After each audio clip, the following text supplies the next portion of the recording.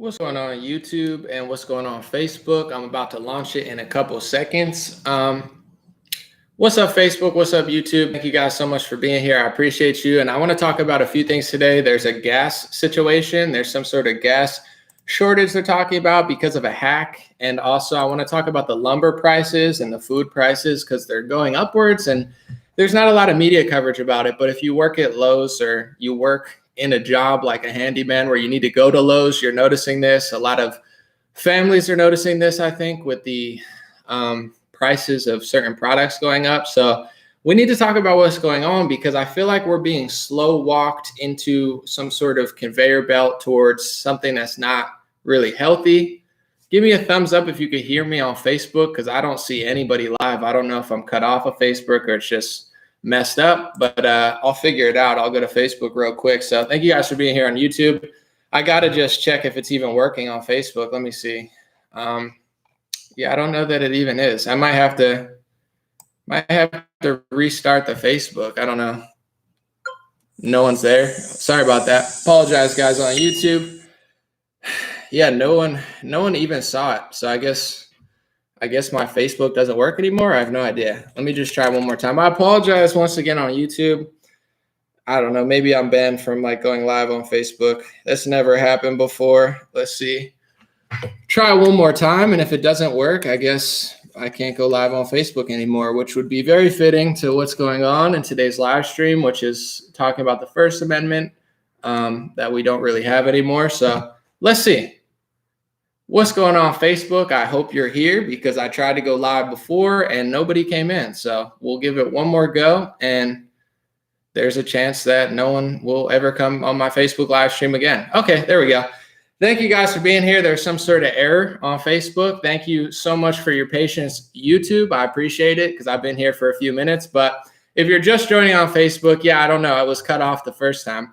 Talking about the gas shortage. I'm talking about the lumber prices, the food prices. And I want to start with four things because everybody thinks they're being nice by just going along. Oh, I'm protecting myself, my family. These are four mainstream posts. I know you can't see these on Facebook. It's going to be backwards, so I'll just read it to you. On YouTube, you could read it for yourself. But this is the first one. This is Washington Post. I have all the documents.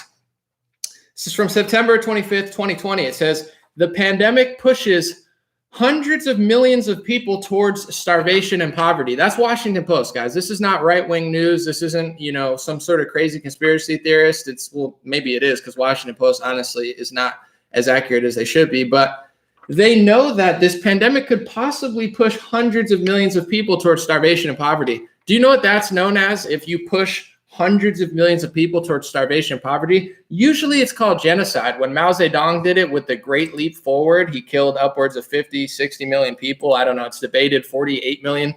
They debate how many he killed, but Mao Zedong killed a lot of people. And one of the ways was through, the famine that could be traced to his Great Leap Forward. So in this country, you're supposed to have the First Amendment because if you lock down, close down gyms, close down health facilities, put kids in masks, at bare minimum, there should be a conversation about the pros and the cons, right? I'm pretty reasonable here. What are the pros? What are the cons? Are there cons? Of course there's cons. Do you not know what inflation is? Did people not pay attention in World War I, World War II Germany when they had hyperinflation? Did people not pay attention to Venezuela? What happens when you just print money? They're admitting, they'll act like I'm some sort of crazy lunatic or something. I get, articles written about me. Oh, I'm so mad Anomaly is beating me on Facebook. Yeah, I get it. You guys censor me. You guys I used to get millions of views on all my videos. Now I can't even break 100,000. It's not organic. I have almost 2 million followers. If my page was unrestricted, I'd be one of the biggest pages on Facebook, and I still am. The point I'm getting to is they're trying to cut off my voice because I'm not just another generic Republican or conservative. I'm certainly not a generic celebrity or liberal. I'm out here reading the articles that they won't tell you that they know that this could push hundreds of millions of people towards starvation and poverty. Those are genocide numbers, and you're not allowed to even question it or talk about it because the people who are doing it don't want you to even say it's happening. And people think they're being nice by just going along with this. Here's another one. This is BBC. I know, once again, YouTube, you can see it. Facebook, you can't. I'm going to just hold it up so everybody knows I'm reading mainstream articles. This one says COVID-19 disruptions killed 228,000 children in South Asia, the United Nations report says. So this is not Anomaly. This is BBC, which is the British government. And this is UN being like, oops, I guess, our disruptions, aka lockdowns and all their crazy restrictions, killed upwards of 250,000 kids in Asia. Normally that's known as mass murder, but when there's a pandemic involved, it's just an oopsie poopsie and no one cares about it. So they're bragging about this stuff in mainstream news. I've talked about this before, but you can see it on Facebook. This is NBC News. It's not a conspiracy theory. It says the hidden COVID-19 health crisis, elderly people are dying in isolation. I mean, of course, you can't just leave the elderly and treat them like animals and prisoners.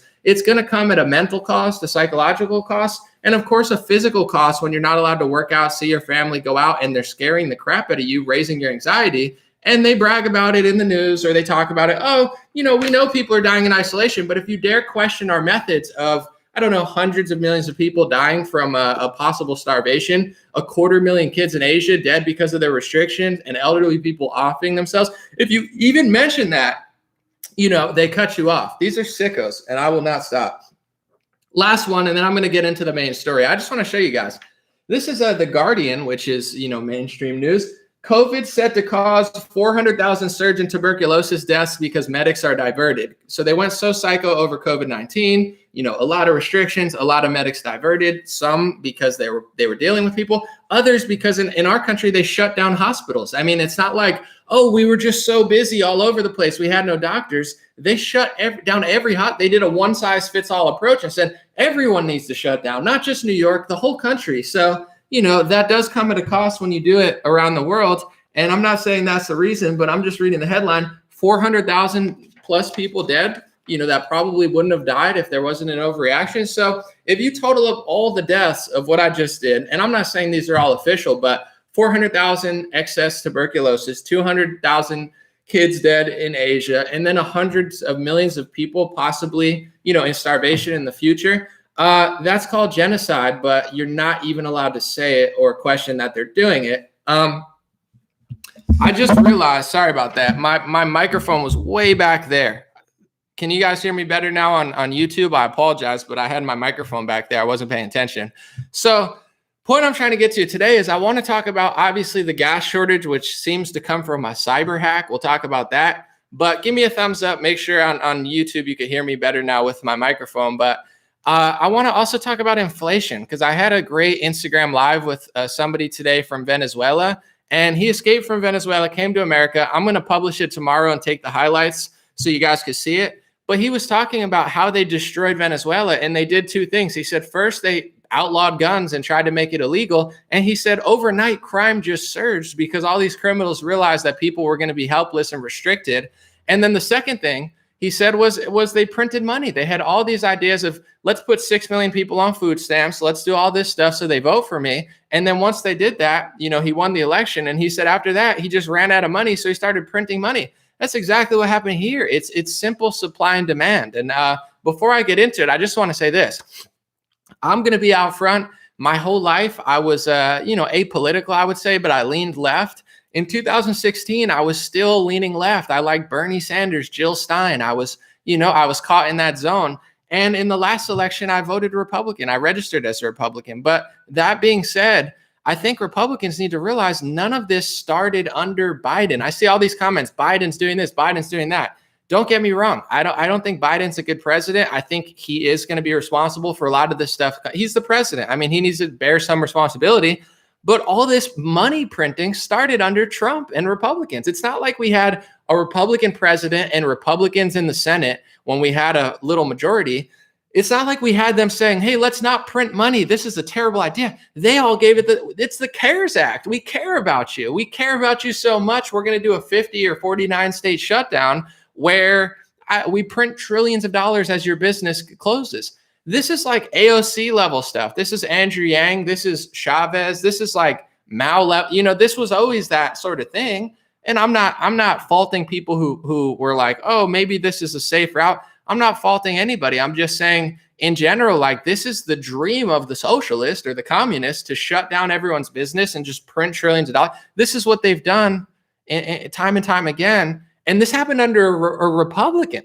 So this idea that just blaming Biden and running circles around Trump is going to fix it when he was the one who ushered it all in, signed off on it, him, McConnell, Tim Scott, they don't care. They're not like, maybe I shouldn't have printed money. They're just bragging about it as our ship sinks. And the left has been brainwashed by social justice, climate change. And I'm not saying the climate's not changing, but if you go back 50 years and you watch the debate with Reagan and the debate with Nixon or Kennedy, they knew about China and Russia, and also they knew about the economy. Of course, everybody came to America for a job. Everyone came to America for the American dream. Why? Because America had a good economy. America had jobs. America had prosperity. Now they brainwash the left so hard with social justice and all this stuff, they don't even care. It's like, you're selfish if you care about the economy. Do you guys not know what happens if you don't have a good economy? I'm just going to hold this up because I get accused of being a conspiracy theorist. They're going to say this is a far right talking point. This is Washington Post, and I'm going to read it because it's going to be backwards on Facebook. I know you could read it for yourself on YouTube. It says the pandemic pushes hundreds of millions of people towards starvation and poverty. You can't just shut down. What do you think is happening to islands that tourism is their number one, income? What do you think is happening?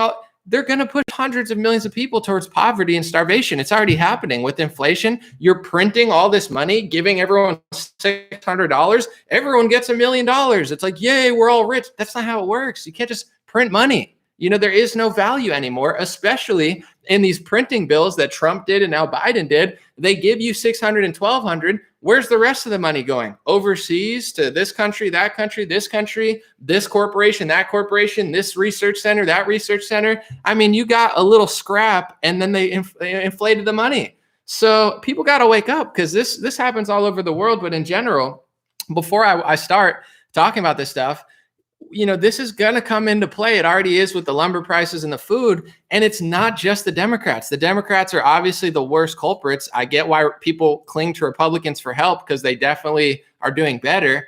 But until Republicans realize that Republicans printed more money than AOC could ever dream of and brag about it and literally don't care about it, you're just going to keep getting played back and forth. There needs to be some sort of awakening in this country because no one seems to care. The right's running around Trump, the left's running around, George Floyd, and no one cares that they just printed trillions of dollars and locked us in our houses and put masks on our kids. Like, hello, it's a bizarre world. But on that note, I want to talk about the gas shortage real quick. I'm just going to read a few headlines.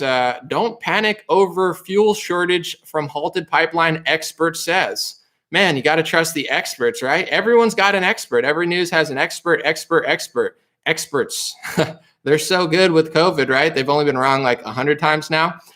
Gas shortage, Governor Cooper declares state of emergency for North Carolina. They're talking about some sort of hack, which regardless of what happened, it's a little creepy. I mean, it's creepy to know how digital everything is. And I think, the elites are looking at this very seriously. I've done a video on the cyber polygon, I believe it's called. And someone said, no, you got to cover this. I'm months ahead. I already covered it. Klaus Schwab, I'm on it. But they're doing these people who do the World Economic Forum and all these big wigs where all the billionaires go out and talk to each other about how they're so great and helping you by controlling everything.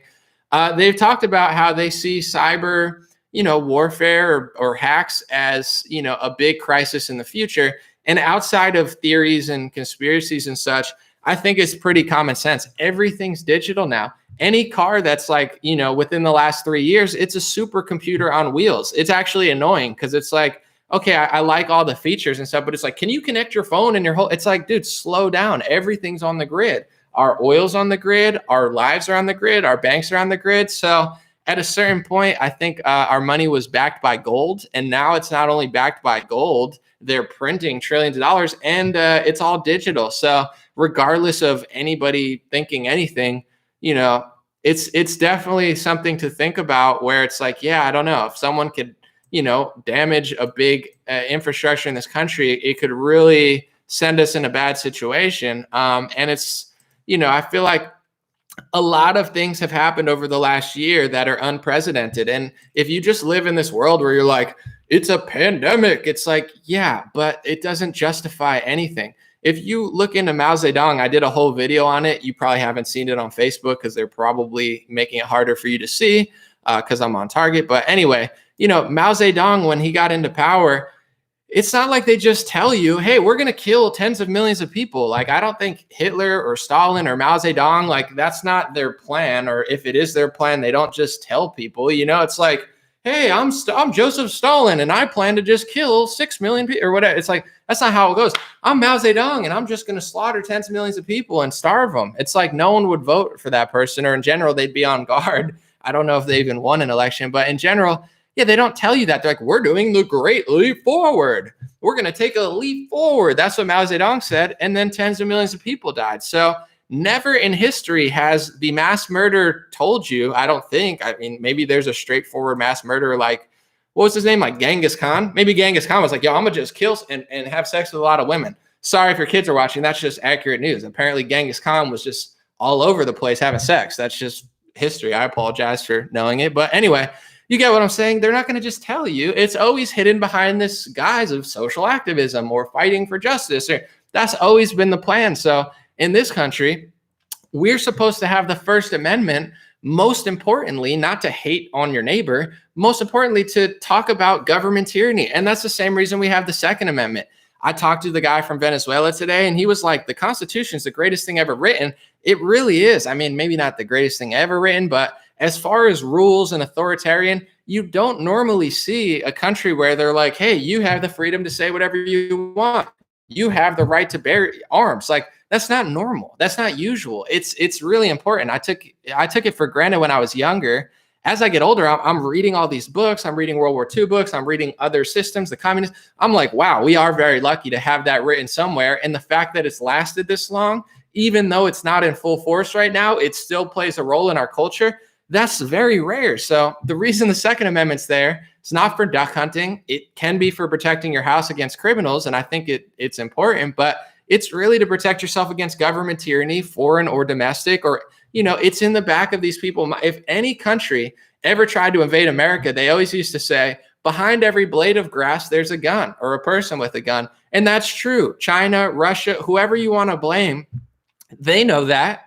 America's a weird, like, you can't just invade America that easily. So it's always been a blessing for that reason. And, in case our own government gets crazy or the wrong person gets into power or, something happens.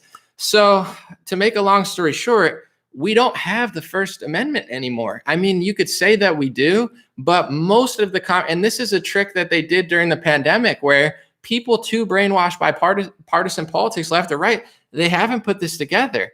Most of the conversation that's going on in our country is happening on Facebook, is happening on Google, is happening on YouTube, owned by Google, is happening on Instagram, owned by Facebook, or it's happening on Twitter. I would say over 50 to 80, 90% of the conversations being had are on that.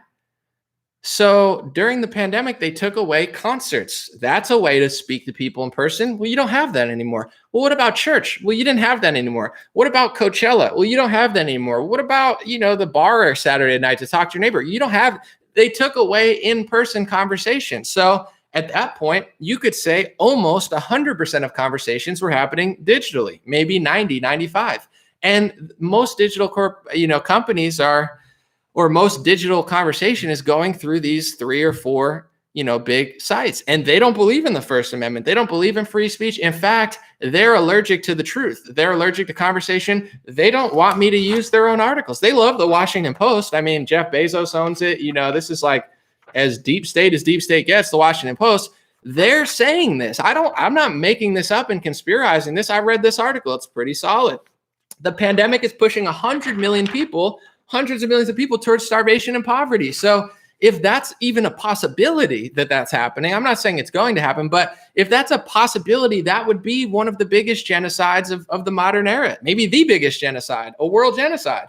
It's worth being able to talk about in America.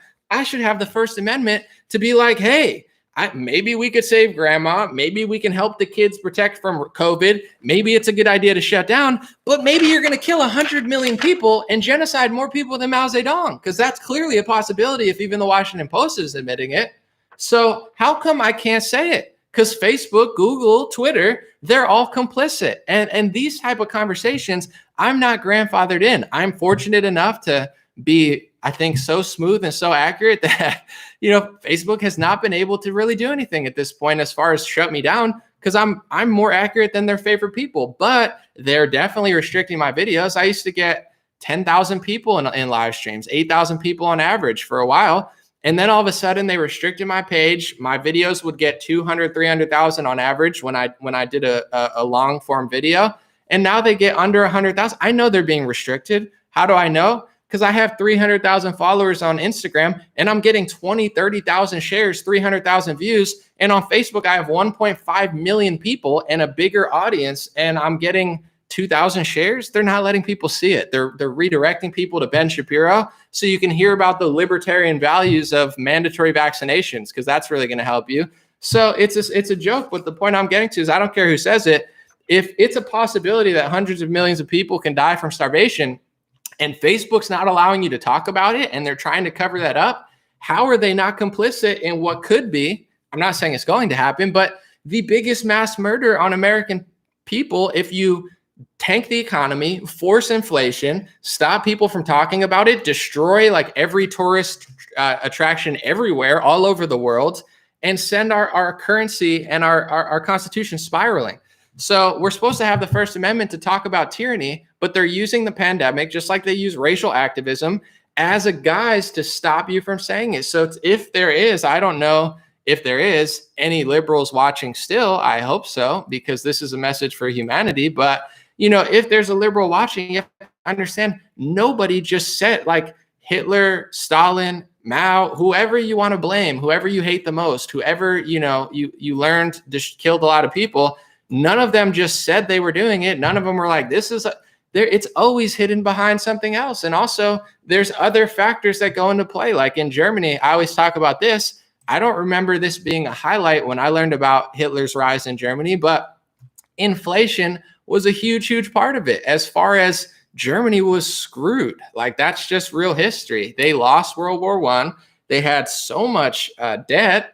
And their currency like didn't matter anymore. And when your country is desperate and your currency doesn't matter anymore, desperate times lead to desperate measures. And you know, I'm sure that's true in other countries as well when they've had a rise of, you know, a different type of ideology. Like if everything's destroyed, who's going to win the election? The soft guy or the guy who's out here, you know, slanging ideas like let's take our country.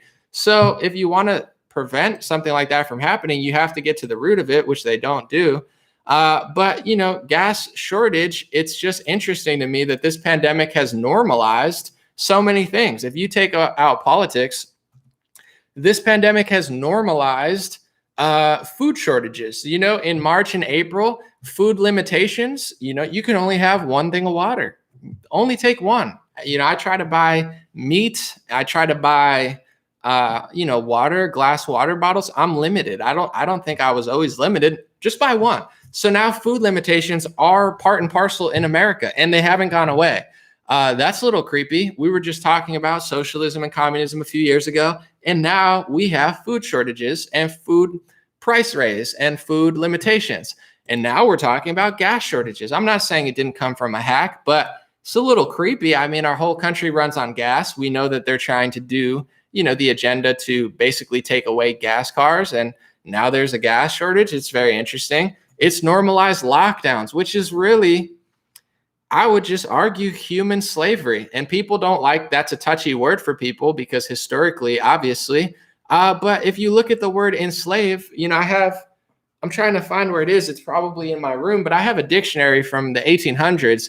The reason is because they change words and manipulate words. But the word slavery and enslaved, it tends to mean a slave is somebody who is forced to work against their will or captured against their will.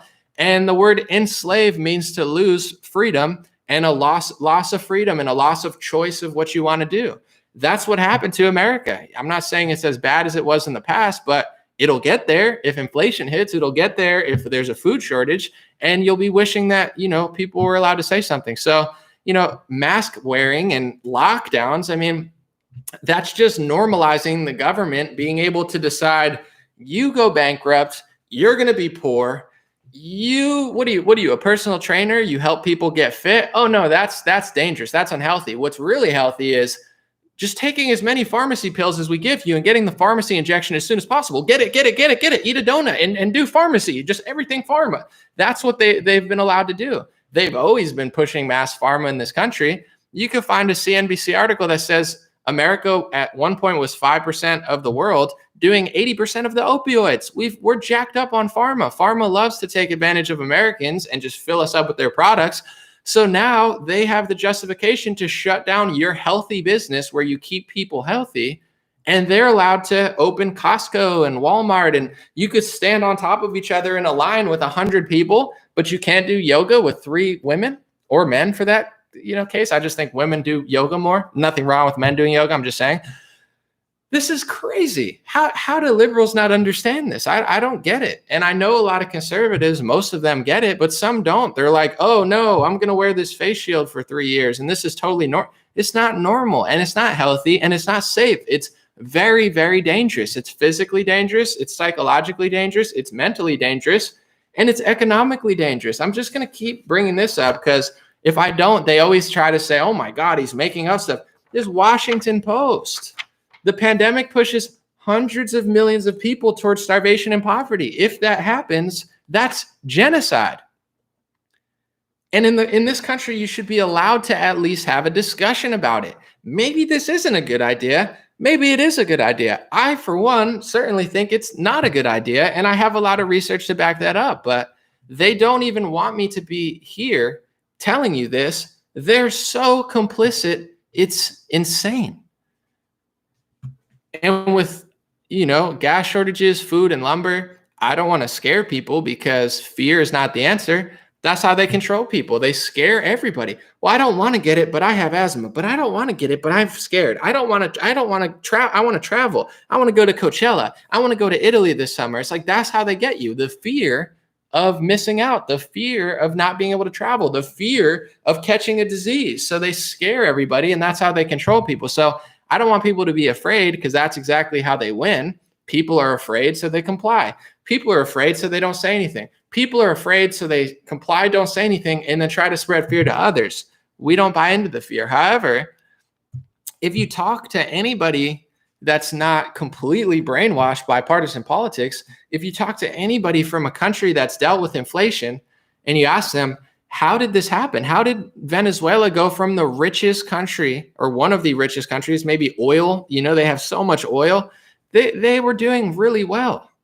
But if you just print money, eventually the money has no value anymore. So that's what we did. And it took, according to my source that I just talked to, 4 years. It took 4 years to settle in. And Venezuela went from a prosperous nation to a nation where everybody was broke and violence was rampant. So we just printed money last year. What is it, 2020? I mean, when they say lockdowns, Fauci keeps moving the goalposts. Let's just go to 2022. Let's just go to 2023, 2024. They're going to keep moving the goalposts because they're probably not stupid. I'm sure they know what happens when you print trillions of dollars. So, and also, the real elephant in the room that I haven't heard anyone say, but I started reading articles saying that if the emergency order that, by the way, Trump was the one who put this in, not Biden. And I don't know that he ever rescinded it, but, I think DeSantis just rescinded his emergency order 2 weeks ago. It's like, took you a long time, buddy. But anyway, they were speculating in the mainstream media. Well, what happens if there is no emergency? If we take away the emergency order, they were saying, these vaccines are no longer viable, or these mRNA injections that they're, calling vaccines because it's an injection. But as far as a normal vaccine versus an mRNA, it's different technology.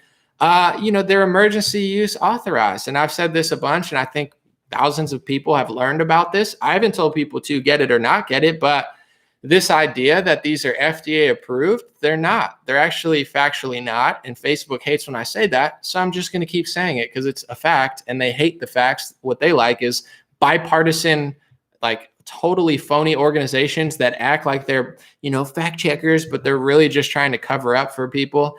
It's not FDA approved. It's emergency use authorized. And the press I was reading said, we need to figure out what's going on, because if the FDA doesn't approve this quickly and the emergency gets rescinded, these vaccines are no longer viable. They're not approved. They're emergency use authorized under an emergency. So right off the bat, the fact that they're trying to force people to do this is insane.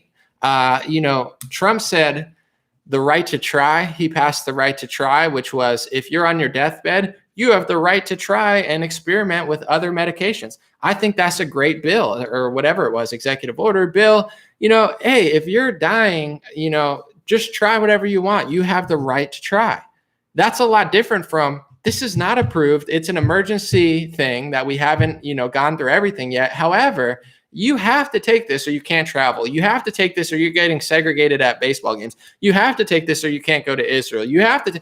This is insane that they're doing this. And I'm starting to think, just to be quite frank, if they were to admit that it's time to go back to normal and they were to rescind the emergency, now they're in a sticky situation because they're trying to sell billions of these products and millions of these products, and it's not even probably legal to do unless so now they're in a pickle. Do we FDA approve these vaccines or mRNA shots quicker than we ever had before? Before this, the quickest FDA approval was like 4 years. So is it even possible to do that fast? I don't know that it is. So it's like, it's either that or the emergency continues, or else it doesn't, they're not going to be allowed to do what they're doing. So this is a big part of it that, I don't think a lot of people understand.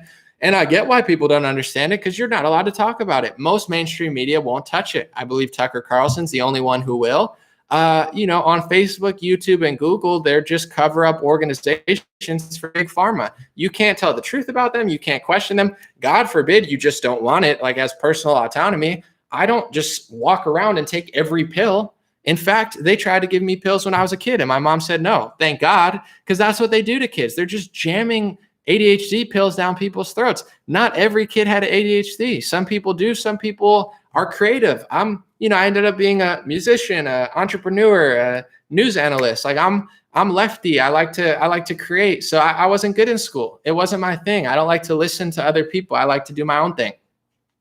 They were trying to give me equivalent to the ADHD medication's no joke. So this is our country. All they do is jam pharmacy products down our throat. And now they're trying to act like I'm a psycho because I don't take any pills. I'm not on a single pill, and I haven't been for years. I probably ever. I don't like pills. I don't want to be filled with pharmacy products. That's my choice. And they act like I'm a bad person. To debunk some more of their nonsensical narratives, a lot of people have heard about India, right? In the news, India. If you talk to people who are brainwashed by mass media and you tell them the truth, they say, well, what about India? India, the variants. Oh my God, the variants in India. There's two things with that. First of all, with the flu, I'm not saying COVID's the flu, but variants are not like, oh my God, variants. Like, this is no way to act. I don't know if I can even calculate this right now, but how many variants of the flu have we had since the 1940s till now? Probably more than you could count, but I don't want to name a number so I'm not inaccurate. That's what they do every year. I read a Scientific American article where they admitted that the flu vaccine missed the mark one year because they go to these conferences and they try to predict which variant it is. And it's not easy to do because there's so many. So, they admitted they pick one for the Western hemisphere, for the Eastern hemisphere, and that's how they use the flu vaccine. So it wasn't always 100% accurate. This is not my opinion. This is like a scientific journal I was reading the other day. And they're like, yeah, there's a lot of different variants. So now with COVID, we're supposed to lock down the world forever because there's always going to be a new variant. This is just a How to Lie with Statistics, which is a great book. I always have it here because I'm always doing live streams, but How to Lie with Statistics. Read this book. It's very thin. It's an easy read. It's How to Lie with Statistics 101. If variant means lockdown, you're going to be locked down forever because there's a chance this goes away. There's a chance we reach herd immunity. There's also a chance it's like the flu and it's just never going to go away. That wouldn't be shocking, would it? But we're going to live. Crazy. Another thing is India. So that's where the variant is. You would think in deaths per capita, India, someone said I slammed a Red Bull. No, I don't drink that trash. Not anymore. I've had them, but no, I'm not on a Red Bull. Anyway, you would think India was in the top 5 deaths per capita, right? Deaths per capita means how many people died in your country via population. And you can look all this stuff up. They must be top 5 in deaths per capita in the world, right? Oh, no, they're not. India, they're doing so bad. They must be top 10. They must be top 10 in deaths per capita, right? No, they're not. They must be top 25 in deaths per capita, right? India, because you hear about how bad they're doing in the media. Oh, no, they're not top 25 in deaths per capita. Wait, they have to be at least top 50. They have to be top 50 in the country in deaths. Oh, they're not. Hold on, let me keep scrolling. Top 75? Oh, no, they're not. Top 100. They have to be in the top 100 deaths per capita in the world for. Oh, they're not. They're number 110. 110 in deaths per capita. If you're counting cases in India and counting cases, they have what, 1 billion people? So it's a lot different. It's like, oh my God, 10 people died in this Wyoming town. Yeah, that's a big deal because Wyoming is not that populated. Oh my God, 10 people died in New York. It's horrible. No one wants to die, but New York has millions of people. So the amount of people dying in New York from flu, from cancer, from COVID, it's always going to be higher. That's why you do deaths per capita. Deaths per capita scaled for population size. And if you do that, you'll find out that India is not even top 109.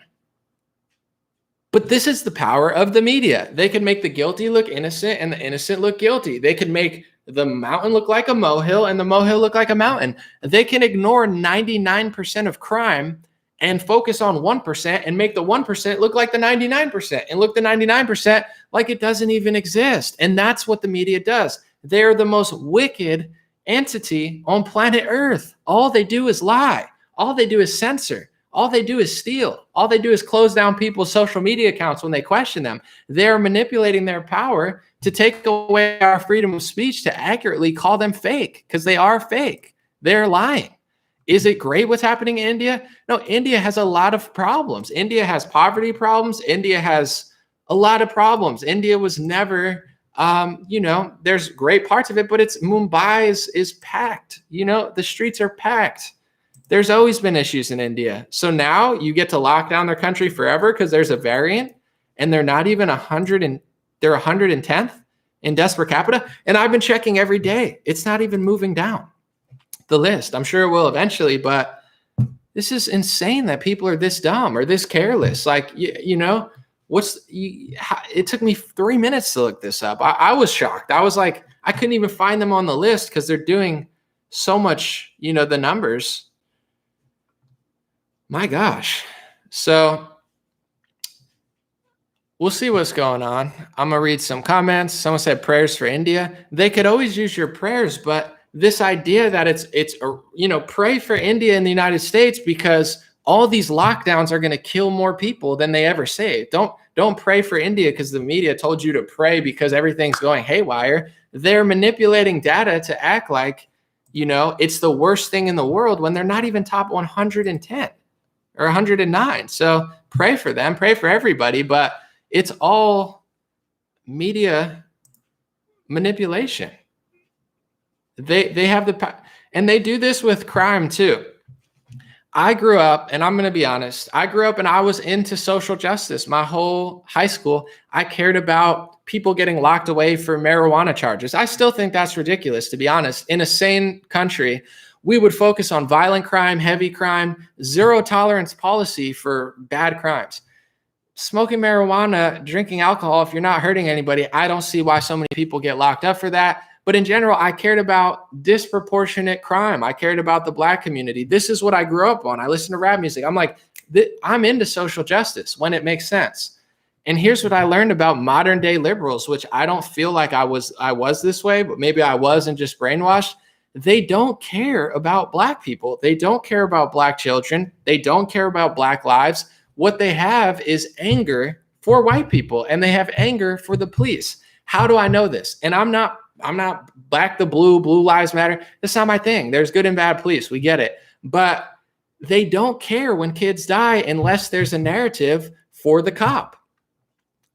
If it wasn't from a cop, they don't care. If it wasn't from a white person, they don't care. But if you look at the crime statistics and the murder statistics, I don't know if it's 80 or 90+% is Black people killing other Black people. And I'm not saying this to be like an edgy conservative, like, ooh, this is happening. I'm saying it out of genuine concern for people dropping dead, saying, if you actually care about Black people, this has to fit into your equation somewhere.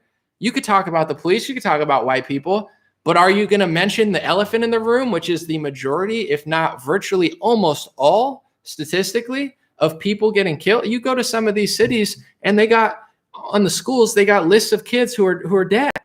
But you'll never hear about this on the news because the news doesn't care unless it came from a white person or a cop. So what does that mean? It means they don't actually care. They like to divide. They like to take a small percentage. Police killing black people is probably so small on the scale of like black murder and white murder, to be quite fair.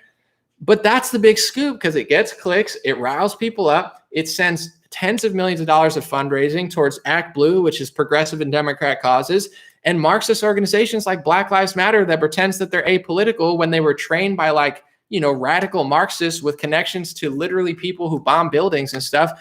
They act like, oh, we don't know. They know what they're doing. They're exploiting this stuff for their political agenda. But what does their agenda lead to? It leads to the loss of free speech, especially if you're a rapper. And if you're in the black community, most rappers like guns. I don't understand how they haven't figured out yet who's trying to take your guns. It wasn't Trump. He might have semi-infringed on it, but it's not Mitch McConnell. It's the Democrats. So I don't understand how people don't get this. But the point I'm getting to is the media is able to make a small percentage look like a large percentage, and a large percentage of crime, they act like it doesn't even exist.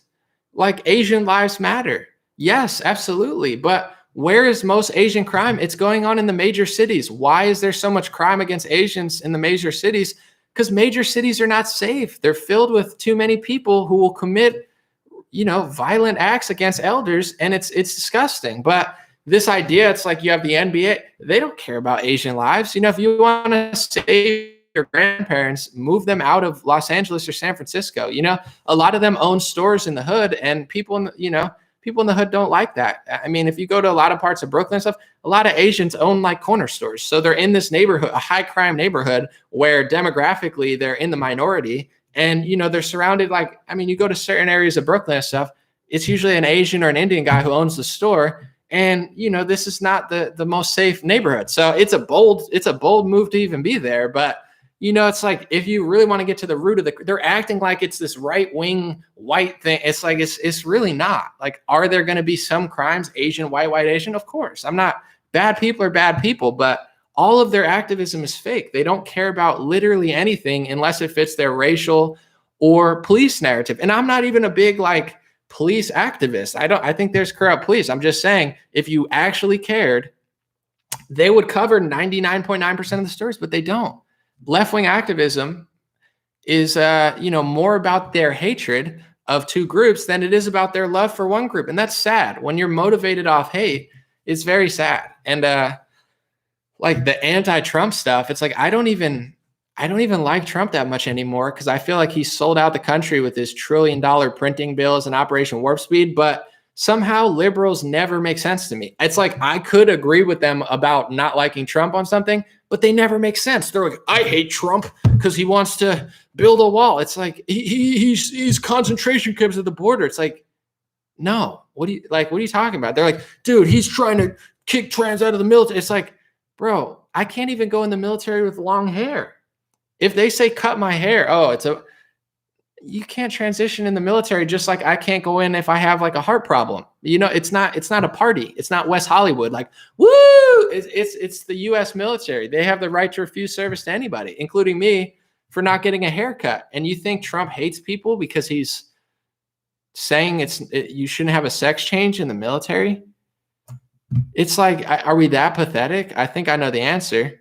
But the point I'm getting to is somehow they're just so fueled by their hate for Trump, nothing matters to them anymore, including, to bring it home, the economy. I know you guys, I apologize on Facebook. It's backwards, but you can see this. I'm going to read this one more time. Washington Post, democracy dies in darkness. Oh, it certainly does. The pandemic pushes hundreds of millions of people towards starvation and poverty. And by censoring people who take an anti-lockdown stance, and by censoring people who are talking about the very clear problems physically, mentally, socially, economically, everything. I mean, there's pros and cons, but there's so many cons to lockdowns, and they're so scientific. And I could prove them with data. I could prove them with math. I have all of it. I've been doing it, and they cover that up. So if tens of millions of people end up dying from starvation, how are these social companies not complicit? Complicit in what could be considered, if tens of millions of people die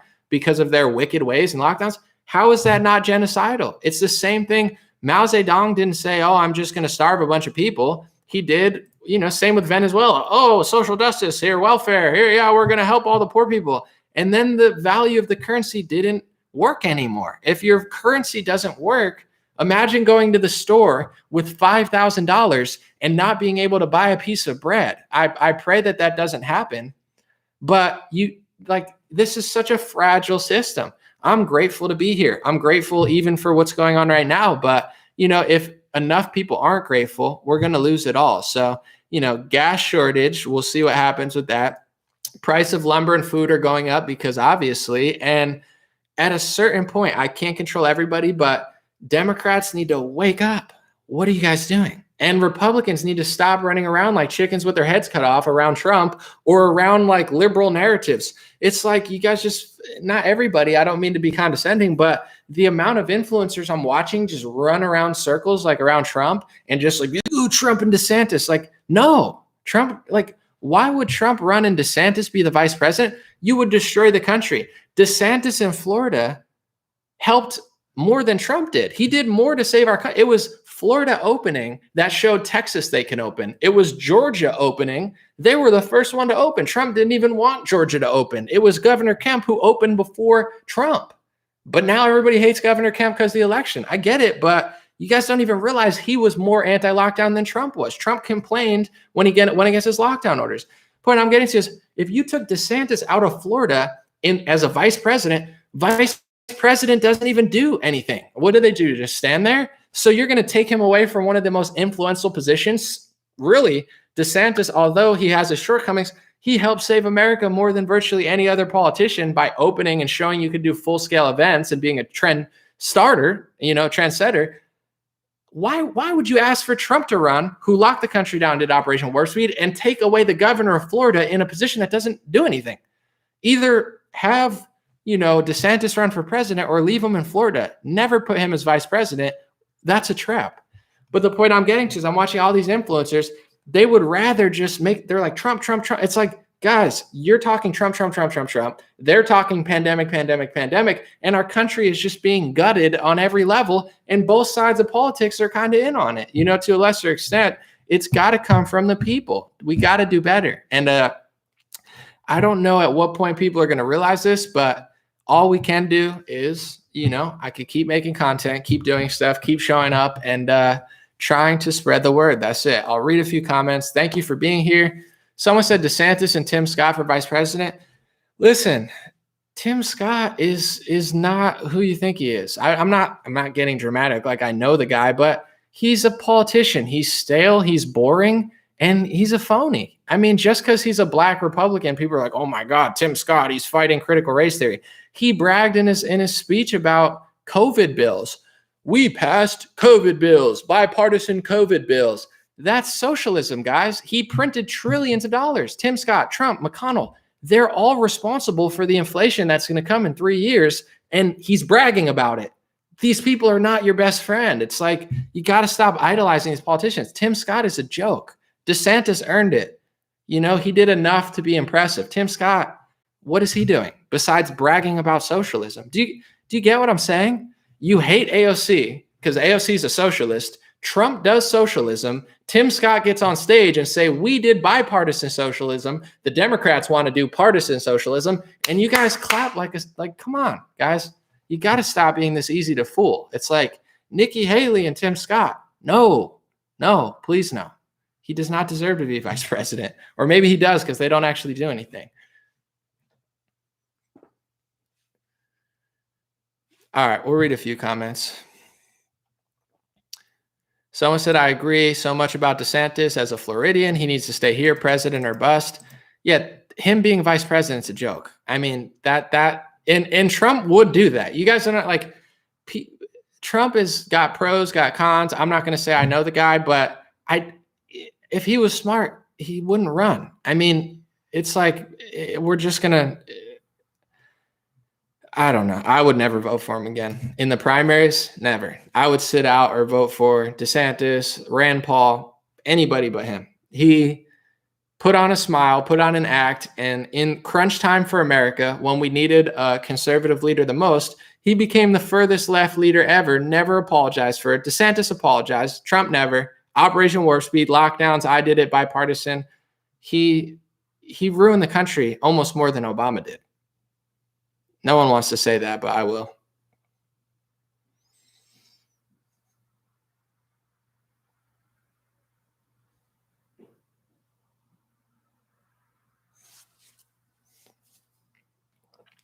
And I think someone said, please do an interview with Tony Roman. I already did. It's on one of my live streams. I'll upload it. But the politicians are not going to save you. It's going to be when people demand something different. Here's how the left wins. The left controls the media. The left controls the culture. The left controls education. The left controls music. The left controls everything. So they're sliding everybody to the left all the time. 4 years of Trump ends up further left than Obama. Until people figure that out and just run circles around Trump and DeSantis, we're going to keep losing. You have to understand the core of it. 10 years ago, 20 years ago, socially, Republicans would not even support gay marriage. Now you have Brad Parscale, promoting Caitlyn Jenner. And I don't specifically, gender aside, just a sloppy candidate. Like, not every celebrity is made out for politics. Like, no one's taking Caitlyn Jenner seriously. The right's not taking her seriously. The left's not taking her seriously. You have to earn your respect, like, you get what I'm saying? Like, everyone is not just, oh, you're a trans. It's like, listen, there's more impressive people out there. So it's like, socially, the right is further left than Obama was when he started his term, way further, literally endorsing a candidate that they wouldn't even, you get it. And then economically, Trump ended his term further left than Obama did too. Economically, they run on this idea, we're going to cut the deficit. They printed trillions of dollars. Until people realize they're doing that and stop the culture train and shift it back, that's the only way to win. We're making definite strides. We're definitely making strides. But, if Republicans can stand firm on that, they'll have to change. But they put on this show and everyone runs in circles. It's like, we're so close. We really are. Just don't fall for that. Someone said, we're just Europe, but with more guns now. I think that's accurate. We are absolutely we're as far left as Europe, except we have guns. And also states are, America's pretty cool. Venezuela, that's it. UK, that's it. America, Texas, Oklahoma, it's a cool country. We got all sorts of stuff going on. It's going to work in our favor, no question. But let me see. Nirad said, he opened the state because his constituents sued the BS out of him immediately and personally. Several others followed out of fear alone. Yeah, I think that's action. People took action. Definitely. If enough people do something, they have to do it. It's like, it's all we can do is something on our own. But if enough people do something and demand it, everything changes. Let's see. Someone said Trump woke the country up. I agree. He definitely culturally helped. He definitely ideologically helped, energy-wise helped. He did really well the first 3 years. Trump did fantastic. It just sucks that he did so much just to do the worst thing that's ever happened in modern history. It's quite the paradox, It's quite the paradox. But I agree. He definitely added a lot to the culture socially. He woke people up and then ran him off the wrong cliff. So I still appreciate what he did.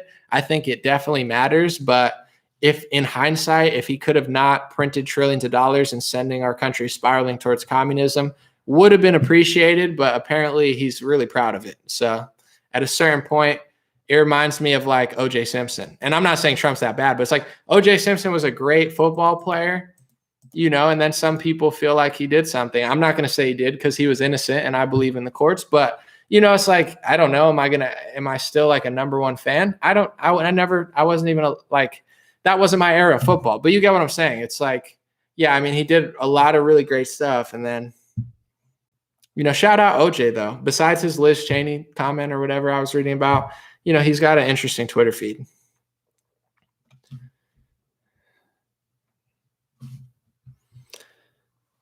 All right.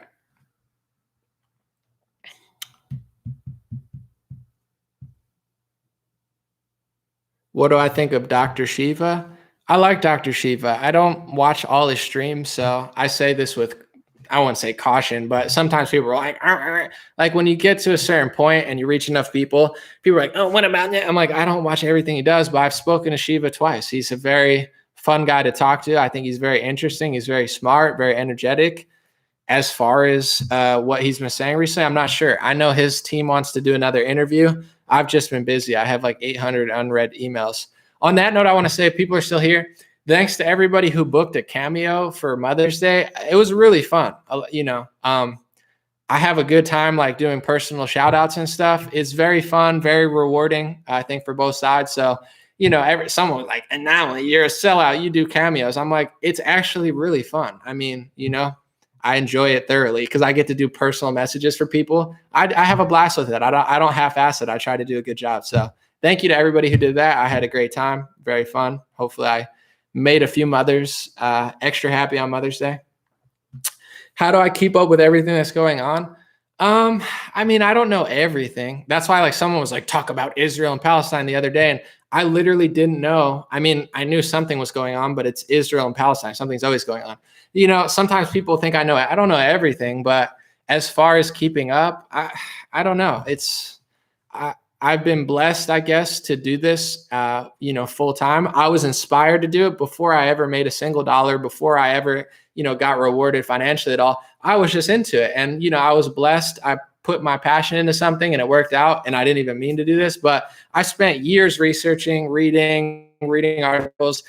I don't forget. I have a pretty good memory. So after years, I've learned a lot of stuff. There's still a lot I don't know. I don't like to get fully submerged and like see everything, but this pandemic, it's unavoidable. When I get off the phone, I don't want to be on the phone all the time. I'm like, okay, I'm going to go enjoy myself, play basketball. Everywhere I go, there's some it's like living in a Black Mirror episode. So I would say it's a difficult one to tune out because when you tune it out, unless you're in the right area, the right business, it's like it's everywhere. There's people walking dogs with a mask on.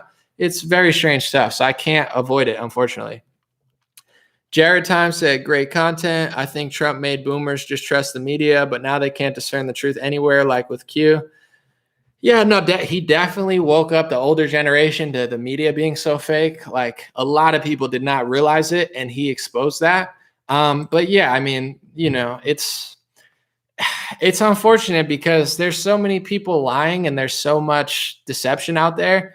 People don't trust anything. So you have people who, don't trust mainstream media, but they'll trust any Republicans or any like the Q type people. It's not that a lot of what they're saying has validity to it, but the problem is the people who follow that, they'll believe anything. You give them anything that's not Anderson Cooper, they'll believe it. You could just be like, this boat, Panama Canal, it's blocked because the human trafficking victims, they'll believe literally anything. So yeah, it's a combination of like realizing the media is fake, but then, not fully diving into like the Republican or Fox or conspiracy rabbit hole. I think a lot of things are true, but discernment is a good word. The ability to discern information, be skeptical and reasonable there's so much emotion in politics. That's how they get people. A big event, a big tragedy is shocking, sad, emotional. And once people are shocked and afraid and emotional, that's when they pass a law, left and right. They've been doing it for decades. 9/11, Patriot Act, Ilhan Omar, she's saying things to Netanyahu. Let's pass an anti-First Amendment, anti-Semitism bill. No one even realized they did that because Republicans are like, I hate Ilhan Omar. Okay, so you just let them pass an anti-First Amendment act. By the way, I say this stuff, the left, obviously, I don't need to tell you what they're taking away, but in 2019, I think Trump passed an executive order to basically make it harder to protest Israel on college campuses because there was a BDS protest, boycott, divestment, sanctions. And Trump passed an executive order, which I would consider, infringes on the First Amendment. It doesn't give us speech back.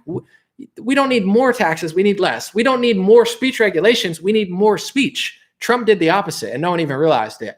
But the point I was making, and someone's like, oh my God, what are you, an anti-Semite? You're a BDS protester?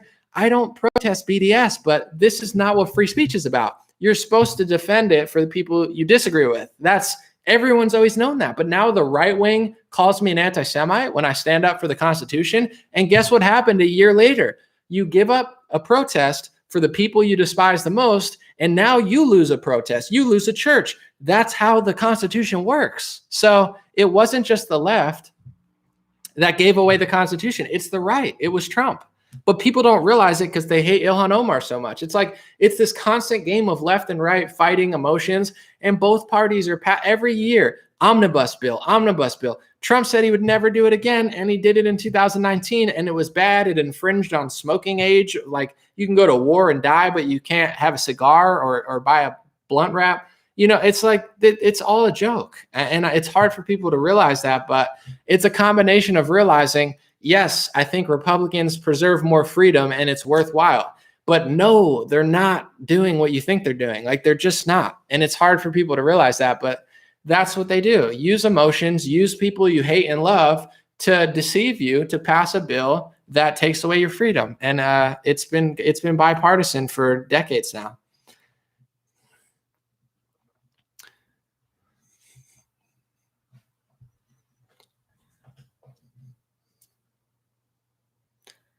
Someone said, Constitution says states shall not make no new laws, and Trump touts we are a land of laws, but I thought America was the land of the free.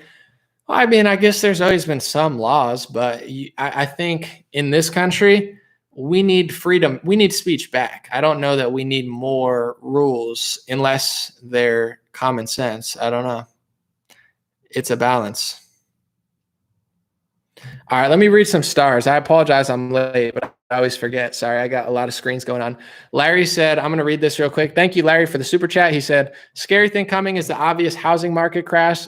Country treasurers are holding foreclosures until they are actually foreclosed again. Last statistic I heard from HUD was 17.4 default rate. So much out here not being paid attention to. Yeah, I agree, Larry. It's nuts. Good comment, good super chat. They've really bamboozled our country, and it all stems from the media. I think, a lot of people, they say run for office, run for office, run for office. The office is not the most important thing. If you control the media, guys, it's over. You can control everything. You can control who people vote for. You can control what people think, and if you can control what they think, you can control them completely. So the politics is not the most important thing. Media is more important.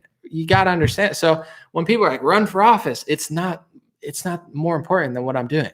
I mean, I'm not that special, but people need to realize, like, the media can do anything. They can say there's a variant for 20 years and keep you locked down. That's power. They can make you look at George Floyd for a year, one cop case, while dozens of kids are just being slaughtered in the streets in the inner cities, and they don't care. And the housing market's crashing, inflation, and they won't even mention it. That's power. That's more powerful than like any politician, the ability to control the minds of hundreds of millions of people. And that's what I'm saying that the right needs to learn a little better. Create your own narrative. I have, a few narratives, but my main narrative that I've been drilling home and purposely repeating, lockdowns are not healthy. Lockdowns kill. I have 4 articles right here from Guardian, NBC News, BBC, and Washington Post, all outlining exactly how many people are dying and can die from lockdowns. It's not that, don't be on the defense. Don't chase the media's tail. Stop just living in the world of the left. I don't think these people care, or they're not smart enough. I'm not trying to be mean. I don't think they care that they're not doing anything. They're making money. They're getting clicks. They love a good click. AOC, click. Ilhan Omar, click. Clickety, click, click, click. Caitlyn Jenner, clickety, click. They're getting all these clicks, which is fine. But if you're going to get a click and get people's attention, what message are you going to say? They're just dancing like, oh, what do you know? The double standards, like, duh.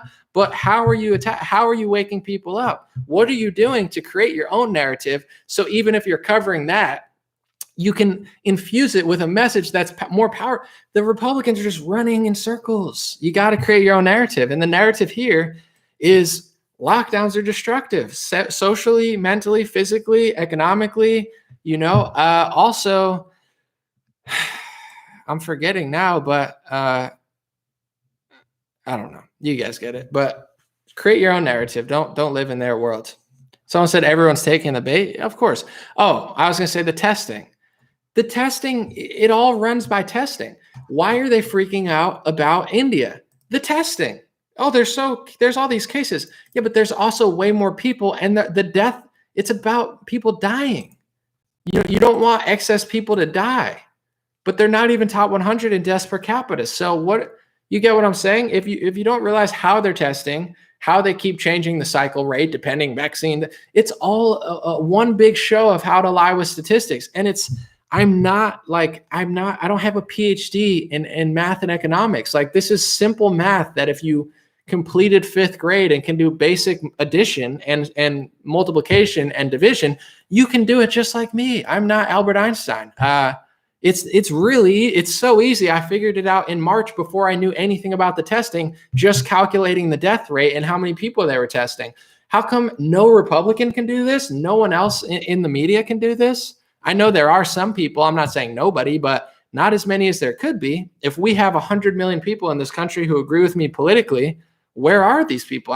If you can't get to the bottom of testing, the whole scheme is running off of testing. It's a multi-billion-dollar industry now. They're incentivizing it as far as, positive cases for funerals, for deaths, for ventilation. This is all like, you get what I'm saying? I don't want to harp on it, but create your own narrative. If that narrative gets out there, that's it. No more running in circles. All right, I'm going to stay for a few more minutes. I appreciate y'all. I'm a little tired, but for sure, I will be back. Watch my Mao Zedong video with the BLM founder if you haven't seen it. And I got a lot more stuff going on. I did an Instagram live today. I talked to someone from Venezuela. I'm going to put that on Facebook. And if you follow me on Facebook, I appreciate you.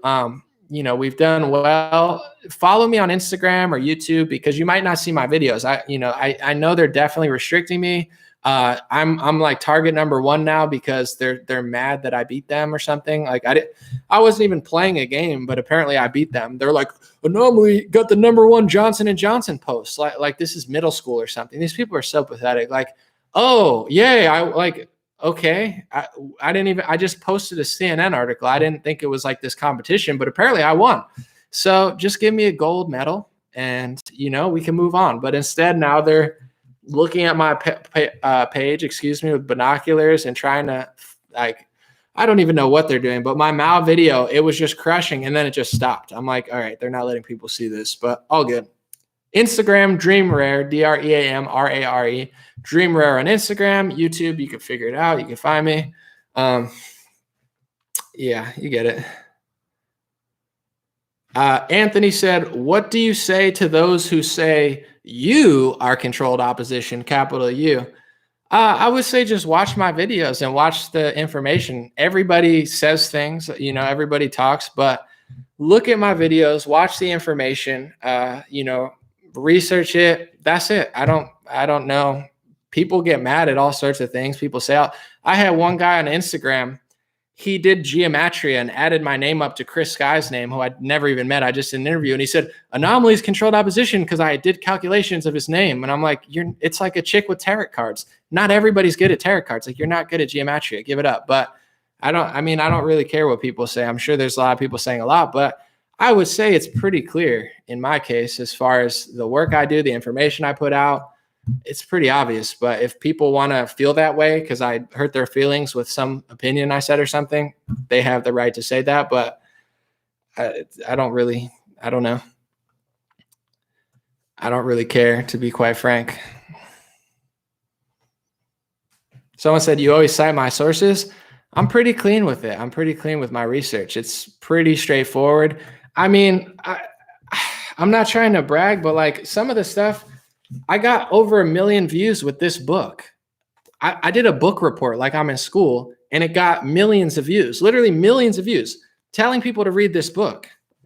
Who else is, there's other people doing work, but like, what do you think my big secret is? Read the book, learn how they're lying with testing, with all of this stuff. This book alone would destroy the entire narrative, but nobody talks about this. So who do you think would pay me to tell people to read how to lie with statistics? Like there's no money in that.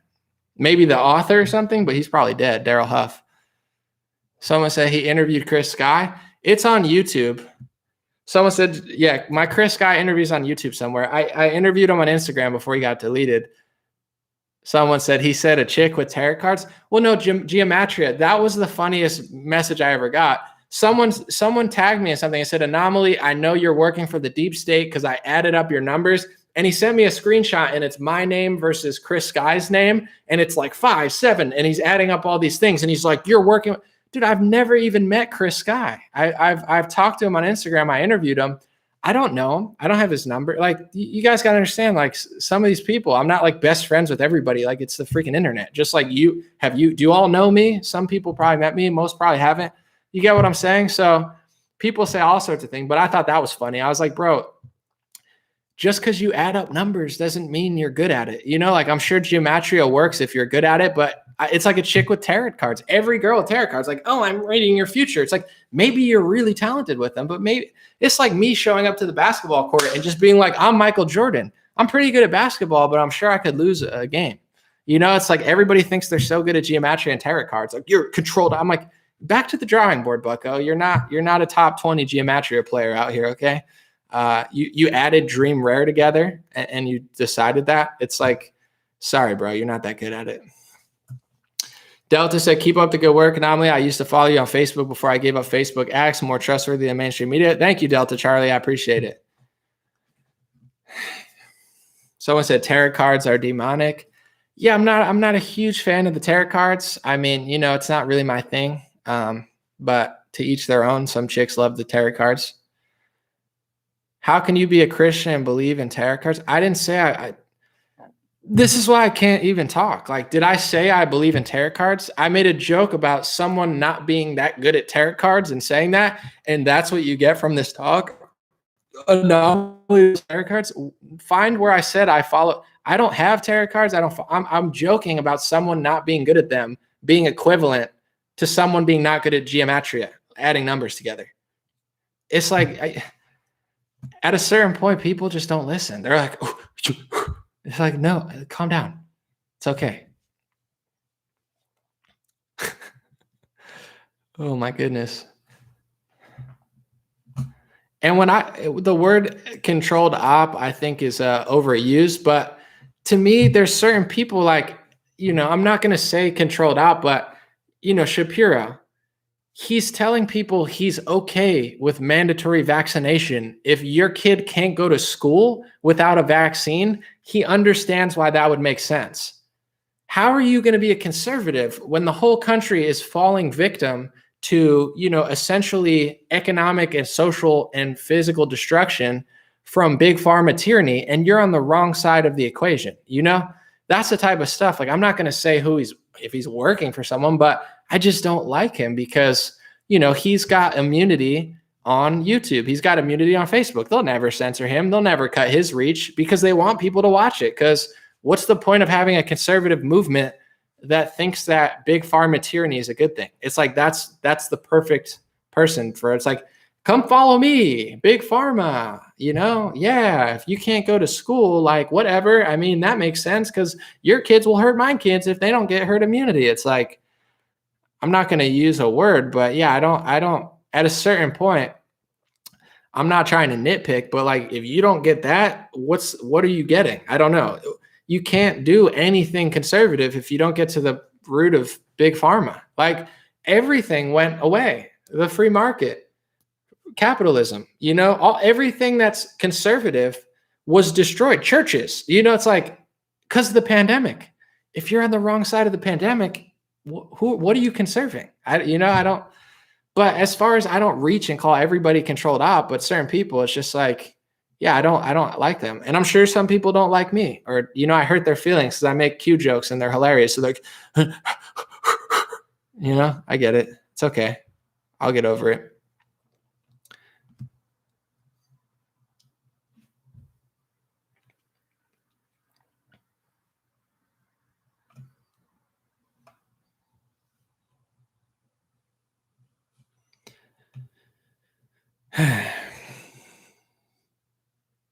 All right, we'll read a few more comments and then we'll roll out. What time is it? 9:33. All right. Someone said thoughts on the Vax Live concert. I don't know anything about it. I was joking about it yesterday on Instagram Live because I looked it up. It's like host Selena Gomez, Jennifer Lopez, Jimmy Kimmel. I was like, oh my gosh, Vax Live. Yeah, that sounds like my nightmare. It's like Vaccine Live. Hey, I'm Jennifer Lopez. I'm Jimmy Kimmel. Hey guys, I'm Jimmy Kimmel. I'm a totally authentic guy, not reading off a script. And if I can get it, you can get it too. It's like, oh my gosh. You couldn't pay me to watch Vax Live. My gosh, that's quite the nightmare. I watch SNL because I think Elon Musk is funny. And my gosh, it's shocking how not funny SNL was. Listen, I like stupid comedy. I'm just kidding. But I like dumb comedy sometimes. I was staring at my screen watching SNL and I was like, I mean, Elon was kind of funny, but as far as like SNL, I was like perplexed. I'm like, how do you spend this much money on a production with this big of a cast, Kenan Thompson, who's funny, and be this not funny? I couldn't believe how bad SNL was. I was like, what? That alone was funnier than SNL. When I said, what? Like that, if you just put that on SNL and said, what? That's so dumb, but it's fun. That's actually kind of funny.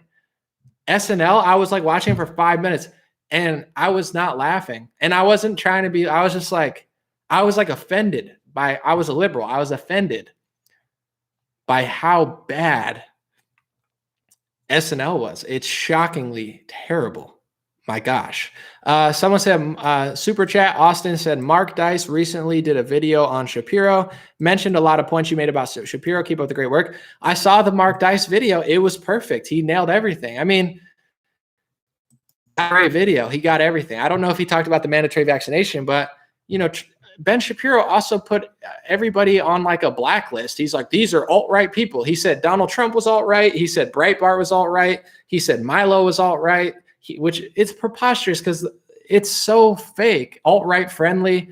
He said Cernovich was alt-right. He said Alex Jones was alt-right. I mean, Ben Shapiro really sucks. He's a good faker, but he's trying to get other people censored. I think this was in 2016, but his analysis, he's such a fake. He's like, everything's anti-Semitic. It's like, bro, you're calling alt. To be fair, the alt-right is, a movement by Richard Spencer and other people. The alt-right is super pro-white. They're super anti-Israel. I think they believe in, American sovereignty away from Israel. So if you're going to talk about the alt-right, just tell the truth about it. You don't have to like it. I don't like these people, but who are they? What do they believe? Are you honest?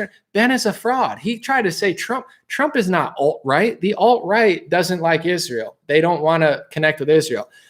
Trump is the most pro-Israel president we've ever had. So Cernovich is pro-Israel. Milo Yiannopoulos is Jewish, and the alt-right people don't even like, they're not like the biggest fan of Jewish people. And Milo is Jewish. It's like, Breitbart is, mostly pro-Zionism. They're not alt-right. So he tried to blacklist Trump and like a bunch of conservatives by associating them with people like Richard Spencer, who are getting banned off of social media and framed in the media and like, this is who all the right-wingers are. No, most right-wingers don't agree with him. However, Trump has nothing to do with him. That's what you watch the Mark Dice video on Shapiro. Dude, Ben is a sneaky little guy. He tried to get everybody, why else would you call them alt-right or alt-right friendly? You're trying to get them banned. That's a word. That's like me saying, he's a far-right white supremacist. Like, Ben is not a far-right white supremacist, and I would never say that. But if I did say that, I'm not doing it to help Ben or accurately portray him. I'm doing it to Ben. Like, that's a way that you throw that onto people so it sticks, and then you get them censored off the internet. So, the Mark Dice, he gets it all. Like, it's okay to have a conversation about your own side, but I don't consider him on my side. How are we on the same side when I spent the last year and a half opposing socialism, communism, medical tyranny, the scheme that has essentially shut down the entire world? And he spent the last year, I don't know, saying mandatory vaccinations, okay? Saying I'm a doctor, my wife's a doctor. So it's like he can't save the country.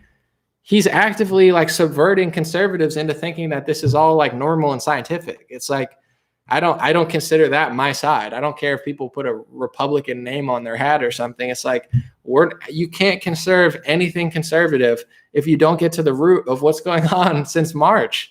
You're not going to conserve anything, but it's all good. It's all good. I'm a nice guy. I don't, I come in peace. It's all friendly. Barricade Garage, love that guy. Yeah, I would love to talk to him on Instagram. We would get along, I think, very well. Smart guy, funny guy. He's one of the best right now.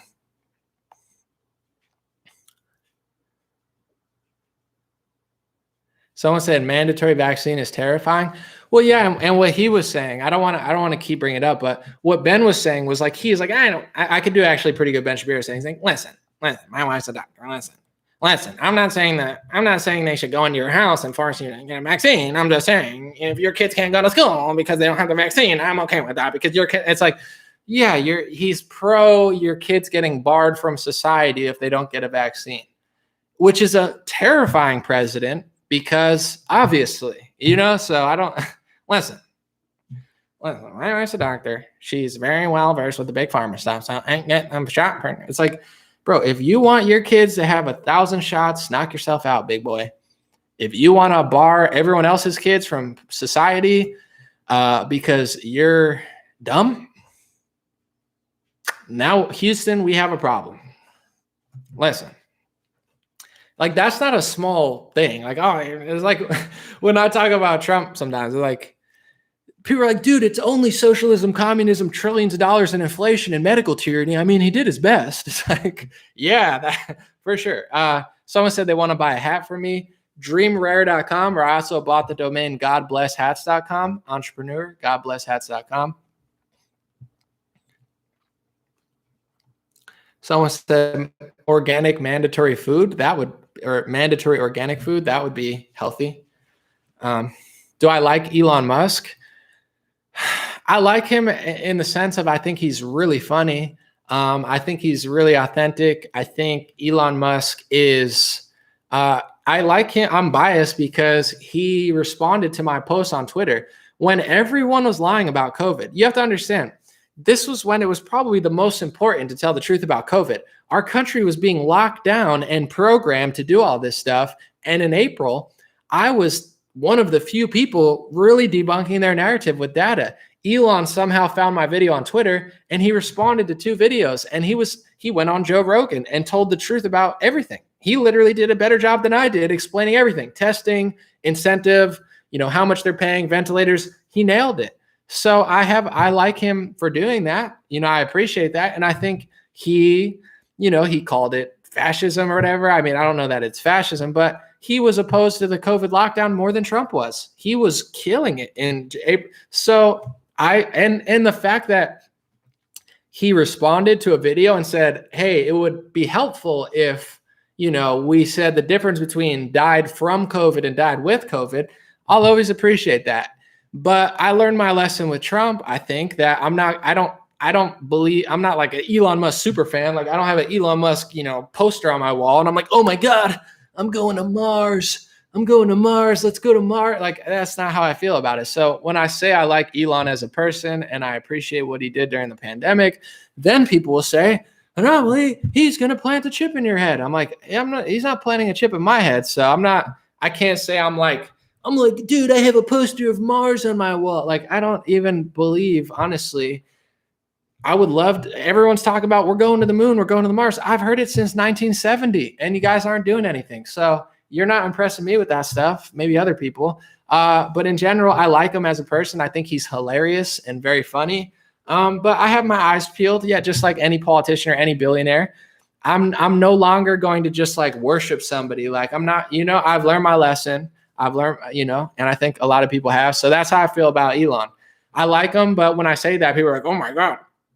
I don't hate Ben Shapiro either. I think he's a liar, and I think he's really bad with the pharmacy stuff, but I don't hate him. If I could sit down with him, I'm sure we'd get along. He'd be like, listen. And I'd be like, listen. And he'd be like, listen. And, we'd have a good time. I don't like to be a hater, but I like Elon Musk a lot more than Ben Shapiro, just to be honest, as a person. But, everyone has a preference.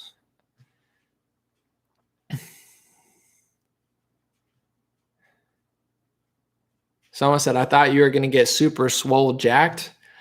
I'm going through processes. I'm not, I might not look super strong right now. I mean, I look kind of strong, but I'm getting like my legs are strong. I'm not, I'm getting like, I'm going to get like an 8-pack. Like I'm actually fasting right now. Like listen, listen, okay. Listen, we're going to go through some phases. Okay. And it's going to be a process. Okay. You get it. You're good.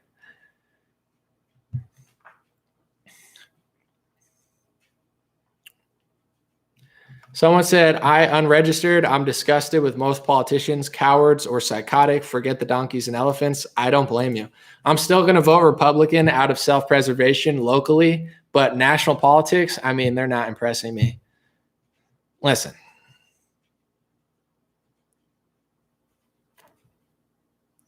You have a twin's body? I don't know what that means, but...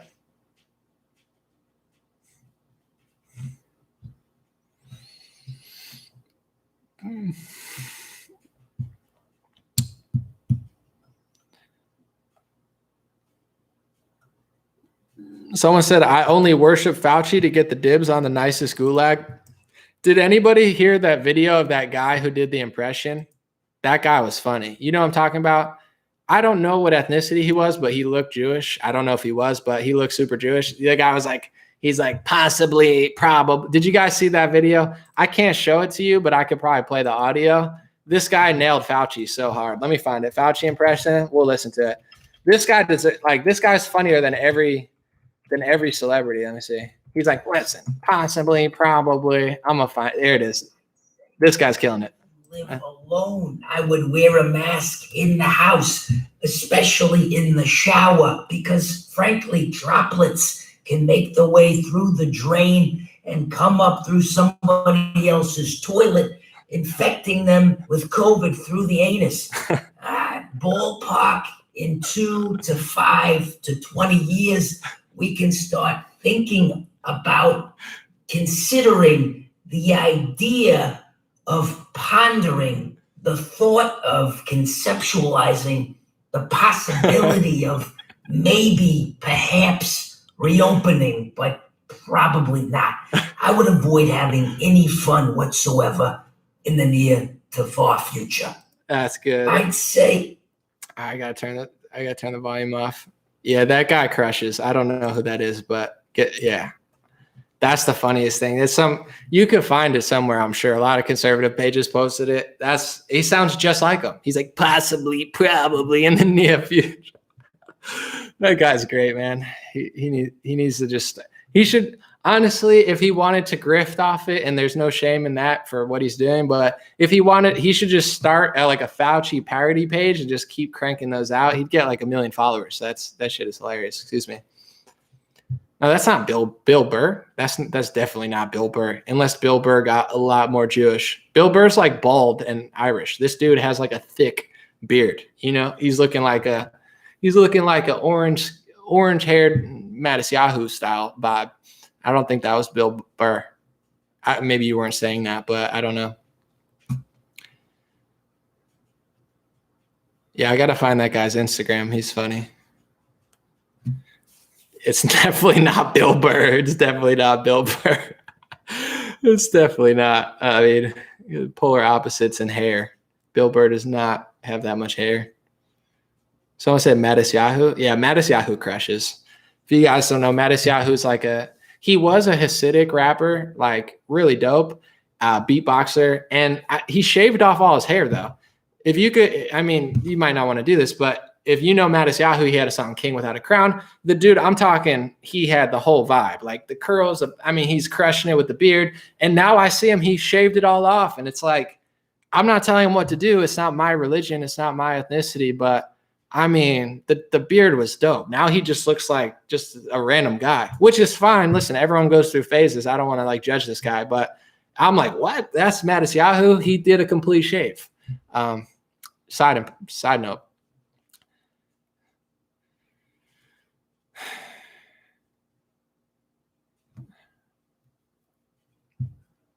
All right, what time? Well, we got a couple more minutes and I'm out. Someone said, I love King Without a Crown. Yeah, it's a great song. Matisyahu, look up his beatboxes too. Really good beatboxer. Look into Bill Burr's father. What is this, a new theory now? Do I have to Google Bill Burr's father? I like Bill Burr. And are you going to make me, I don't know, this, why? What did his father do? I don't have time to look up Bill Burr's family right now. I feel intrusive. I just want to leave him alone. You're like, look up his, I'm like, not right now. All right, let's end on a good note. I just want to let y'all know, people are talking about the hats. I mean, it's repetitive, but dreamrare.com, godblesshats.com. I appreciate it. And thank you on Facebook supporters. I will do a live stream this month, Patreon, everything. I appreciate everyone. Instagram, it's all been great. I'm focused on just cranking out content and just keeping it going, because although they limit me on certain platforms, I've grown on YouTube over the last year or two, I think. I've grown on Instagram. Like, I went from getting no views to like a couple 100,000. And although, Facebook might make it harder to monetize sometimes, what I'm really upset about is like not getting people to see the stuff. I don't even care, because at least like Facebook fell off, but then Instagram got bigger and a lot of people are sharing. So that's cool. Even though Instagram's not monetizable, I don't care. I just want people to see the content and it to be able to spread. So unfortunately, Instagram's owned by Facebook, so I don't know how long that's going to last. But t.me/DreamRareChat, or if you go to Telegram, DreamRareChat. I like Telegram because every time I do a live stream, I give people a 5 or 10 minute notice, say I'm going live.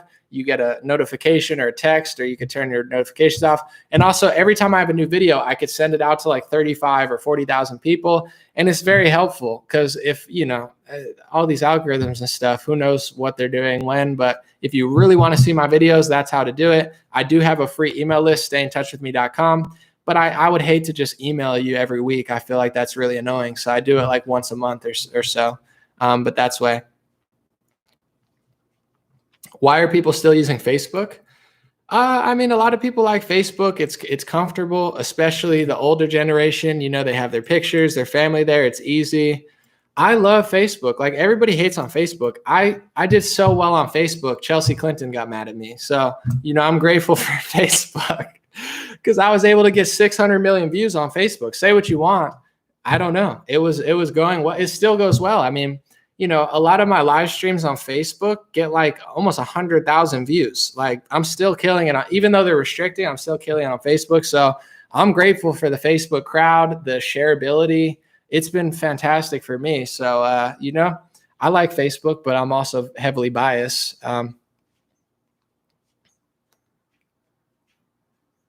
Thank you. I appreciate y'all. Hopefully you had a good Mother's Day. Someone said Fauci book. That's the story. I think Tucker Carlson covered it, but if you guys remember back in April 30th, I did a video about Fauci. It's a Newsweek article. I believe Newsweek broke the story on the 28th, that Fauci was funding gain of function or gain in function coronavirus bat manipulation in a Wuhan lab. And Facebook tried to censor me, demonetize me, restrict me from saying that last year. And now it's starting to come out in the mainstream because of Emerald Robinson from Newsmax, fantastic lady, Tucker and everybody. It's becoming a story again, because even Robert Redfield, the ex-CDC director, he thinks it came from a lab. And wouldn't that be interesting if it did? I'm not saying it did, but I think, people are suspicious. And if the ex-CDC director can say it, I think I should be able to say it. But we don't live in a free country, so I have to pretend like I don't. No, I don't know, but you get it. Wouldn't that be interesting if the guy who was put on television, who is an expert, was actually the one involved with the funding of, a bat coronavirus manipulation? I mean, he was, but, we'll see what happens if that ever becomes, a big story and we ever get to the bottom of that one.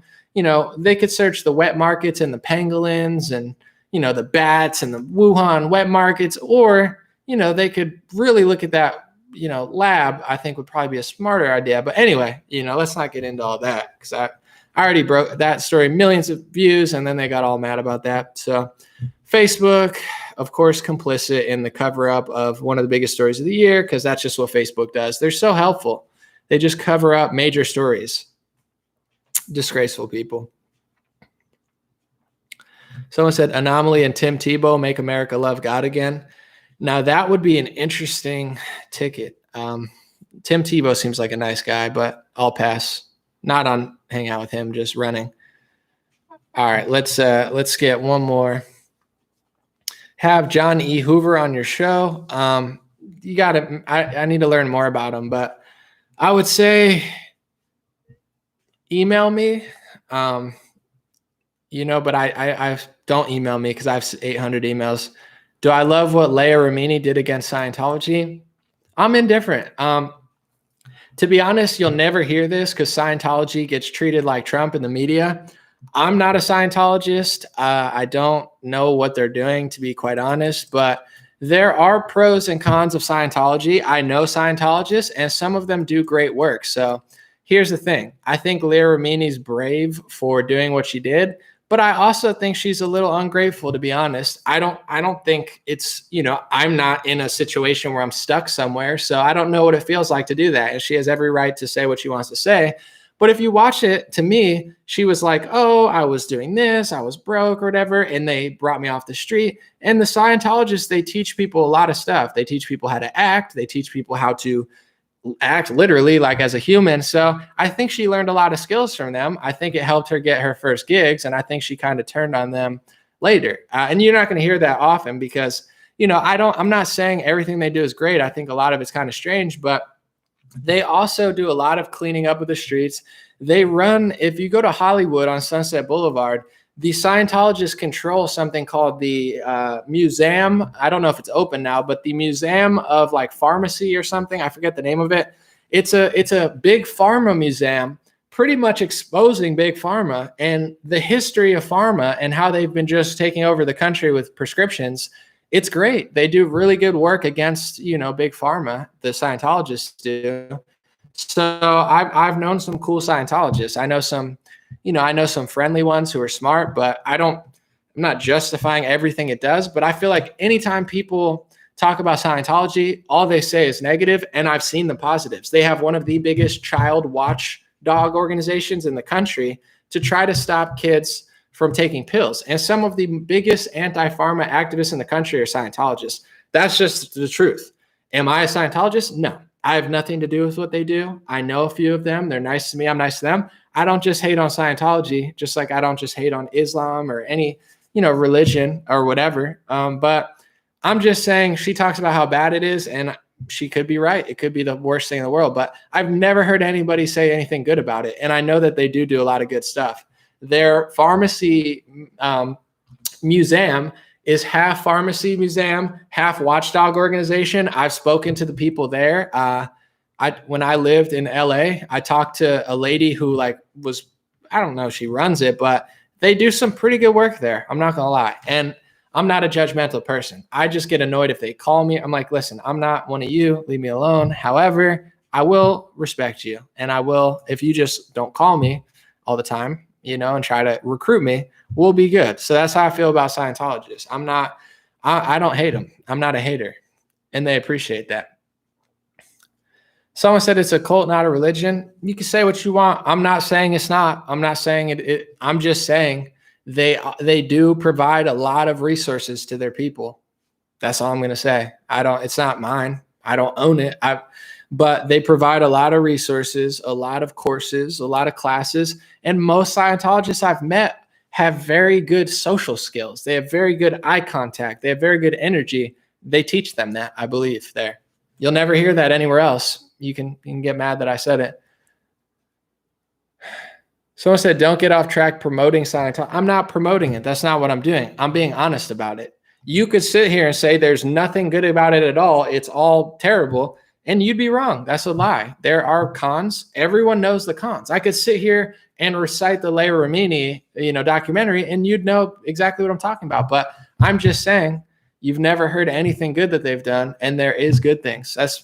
I'm not promoting it. I didn't join it. I wouldn't join it. It's not for me. I wouldn't, tell someone to do something I wouldn't do. But am I going to sit here and just say something generic about them? No, I know good people who are in it, who actually do fantastic work. And, it seems like a lot of them like Trump a lot too, when it was good to like Trump. So to me, they're not the biggest problem in this country. Someone said they provide resources as collateral. No, for sure. It's definitely like, we're going to give you this and you can't leave. It's not my thing. It's not my thing. But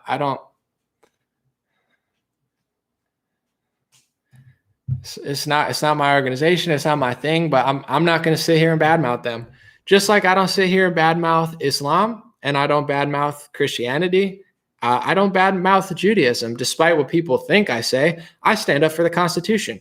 I live in America. I'm not Israeli. So if I talk about Israel, like I talk about Saudi Arabia, like I talk about the American government, I've never disrespected any of these religions, any of these, whatever you'd call them, because that's not what I do. I speak what I think is true, but I mean, to me, Scientology is a low-hanging fruit. Everyone just punches it. I don't consider it the biggest problem in this country. And I find that a lot of the people in there seem like they're way more, way more productive than a lot of other people I know. So I personally treat people as individuals. That's not my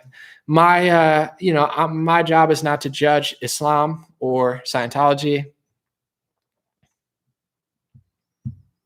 But if you want to learn more about it, talk to people who are in it, because I don't know that much. From the outside in, I'm just saying I've been impressed with certain things they've done, and other things seem very creepy, but it is what it is. Someone said badmouth Trump. You want me to, or you're saying I do? Well, I just think, he started selling vaccines. Even when I say I disagree with what he said, I still say I appreciate what he did do before he tanked the country with communism. And, I understand it was a tough job, but I don't know. I don't have this like deep-seated hate for him. It is just annoying when people don't care about communism, but whatever. Someone said Anomaly worships tarot cards in Scientology. No,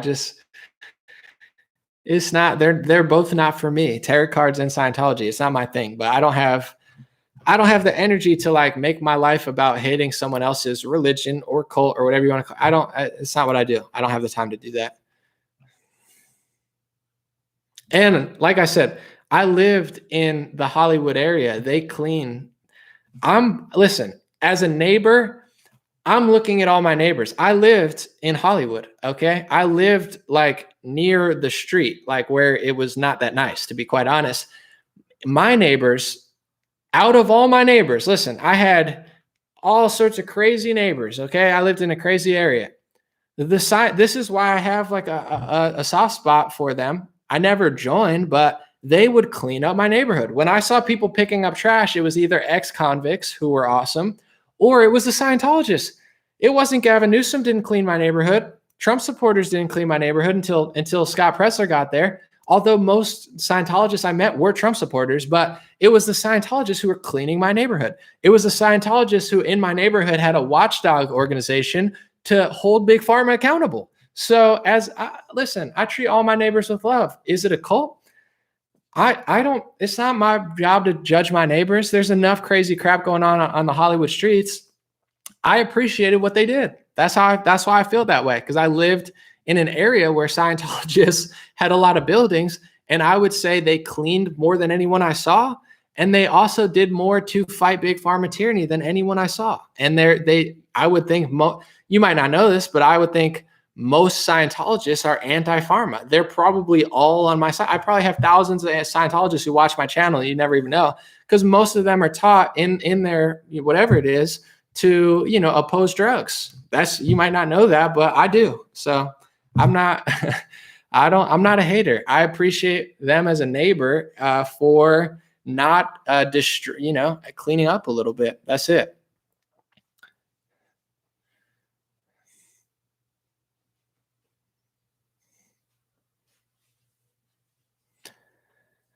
Someone said they broke him. No, I'm not broken. I just feel how I feel. I don't walk around and just try to judge everybody all the time. If someone's in my neighborhood and I look at their museum, if you go to that museum, listen, if you're in Hollywood, it's probably closed or it's probably like COVID, but if you're ever in Hollywood, go to the museum of, I forget what it's called. It's like a pharma museum on Sunset Boulevard. It's, in my opinion, the best museum in the country to document the tyranny of big pharma from the 1800s to the 1900s to the 2000s. It's a museum. They have an entire museum based on exposing big pharma. It's wildly impressive. Does that justify everything else they're doing? No, but did you even know they did that? Probably not. And attached to that museum is the biggest watchdog, or one of the biggest watchdogs in America, to try to stop children from being forced pills. Am I supposed to say I don't recognize? I know. Listen, I respect that. Someone said, please stop talking about it. I might just go on a rampage about it. I'm just saying, you don't come here for the usual generic opinion. That's true. If you ever see that museum, you'll be impressed as well.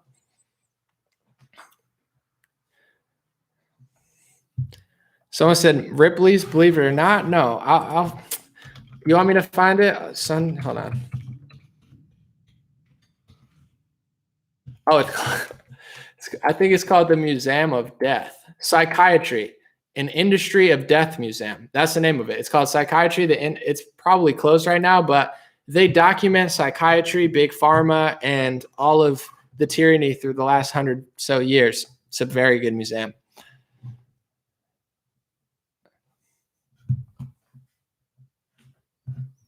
Whatever, museum, however you say it. Okay, I have a little bit of an accent. You'll get over it.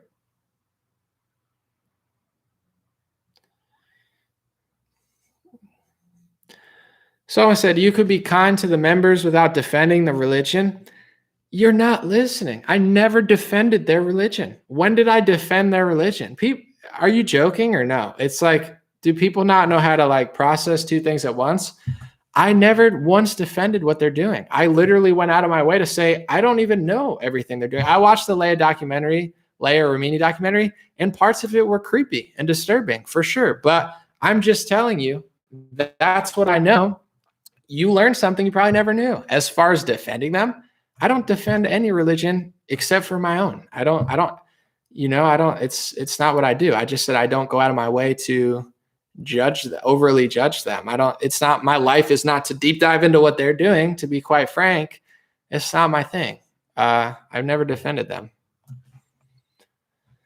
I've defended people that I know in there that have been nice to me. But this is like, I'm going to just be real with you. This is like when I say I like Elon Musk. I've never met Elon Musk. I don't know him. Half of what he's doing with the space stuff, I don't even believe, if you want to be honest. I'm watching him say all this stuff. Like, I'm going to send Dogecoin to the moon. Like, I don't believe he's going to do that at all. If he does, okay, cool. But I don't even think it's possible, to be quite honest. So just because I say I like Elon Musk, it doesn't mean I defend everything Elon Musk has ever done all the time. I don't even agree with half of what he's doing, and I don't even know what he's doing.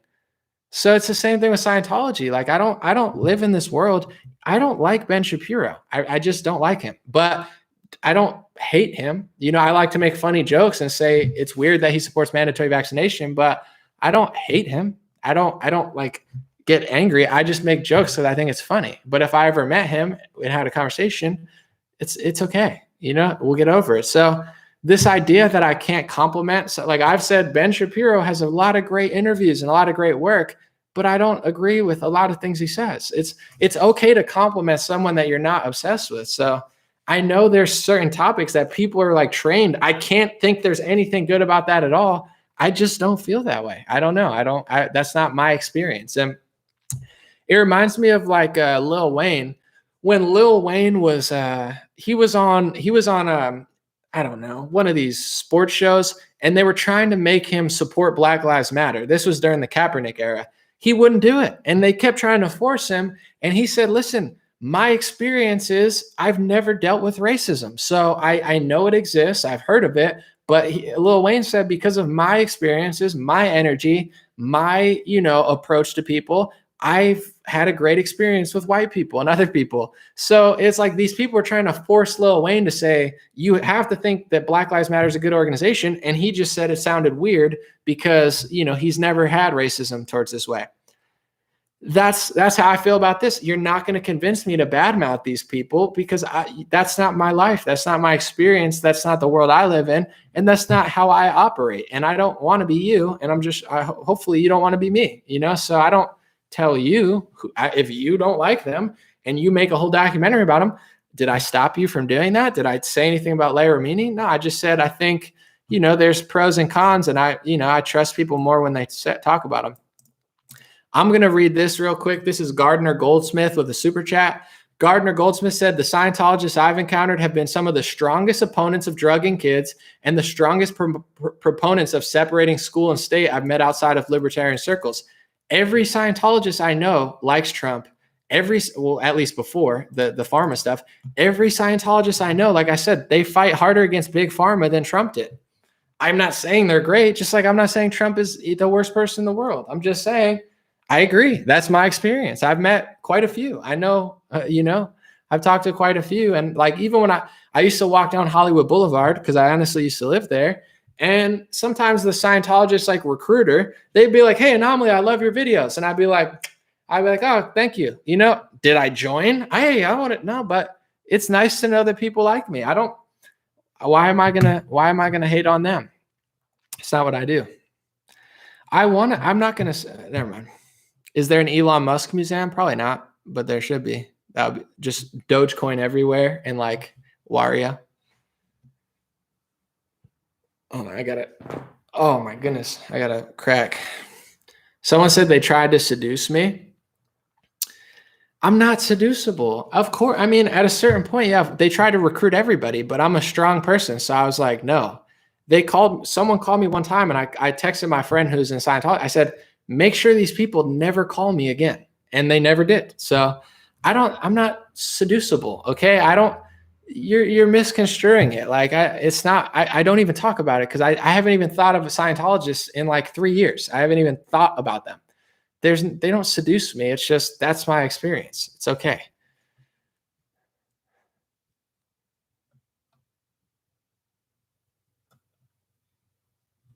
I like on point. You're with the live chat. Yeah, we're chatting. It's okay. I stayed way longer. Someone said you sound nervous like Pelosi. I don't think I sound nervous at all. There's like no nervousness at all. Why? I mean, you guys are acting crazy. I mean, if you want to feel that way, whatever. I think if you listen to what I just said over the last 10, 20 minutes, it's totally reasonable. Someone said, you can only seduce me with the love of God. That's nice. People are so crazy. Someone said I'm not seducible, Anomaly. Well, I mean, yeah, like now people are going to broaden that to everything, but it's not trolls. Someone said it's not trolls. It's just there's certain topics people can't handle. I like talking about it because I've never heard anyone say what I just said, but I know that because I've seen other things. Like, I don't know. It is what it is.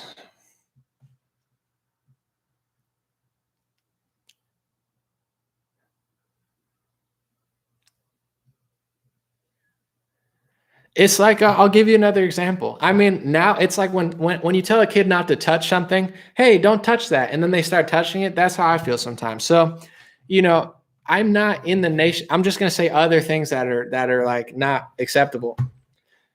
I'm not in the Nation of Islam. I'm a Christian. Okay. I'm not Islamic. I'm not in the Nation of Islam, which a lot of Islamic people don't even like the Nation of Islam. But in general, I've spoken to people in the Nation of Islam. I tried to get a Farrakhan interview years ago just because I wanted to interview him. Like I would love to, he's like an iconic figure who, is huge, especially in the Black world in America. I mean, millions of people love him. So if CNN can interview him, why can't I?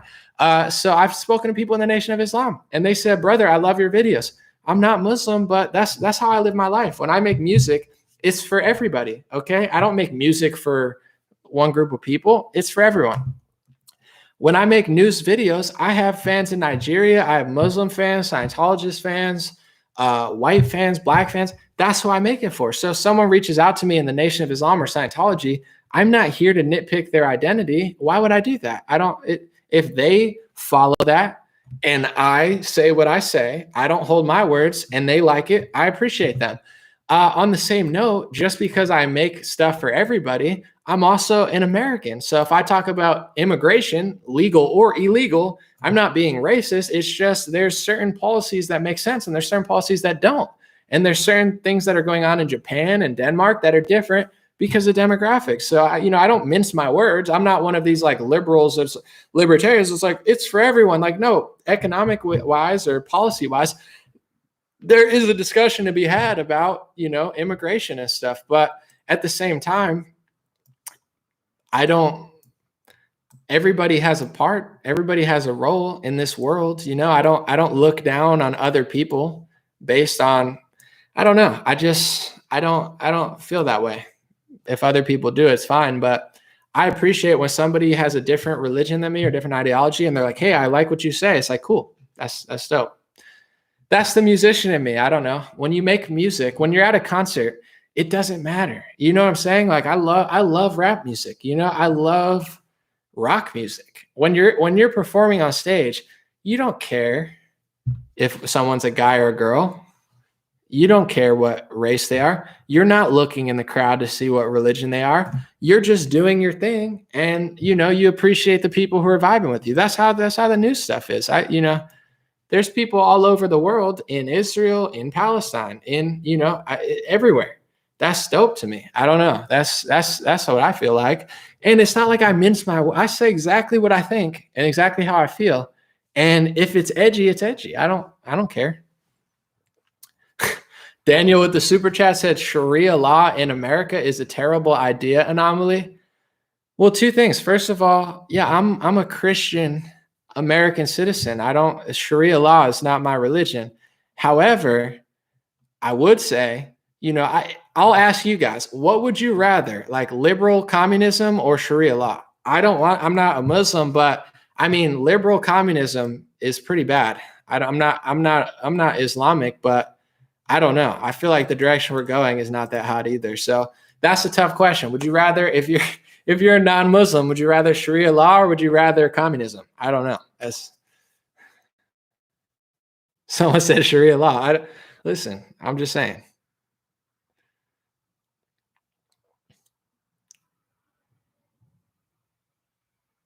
Someone said neither. Neither's probably a good answer. Someone said, is Palestine a country?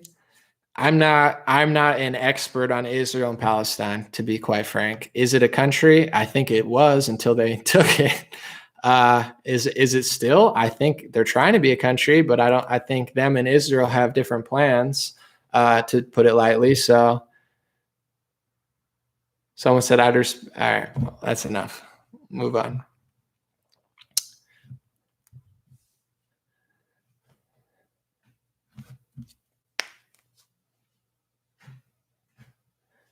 All right, one more. I know anomaly time is like always off. That's the one thing I'm not very honest with is time. Anytime I say I'm going to be here for 2 minutes, I'm usually lying. I'm terrible with time. Anomaly people time is a real thing. I'm sometimes late. I sometimes extend. So I apologize for being so bad with accuracy on time.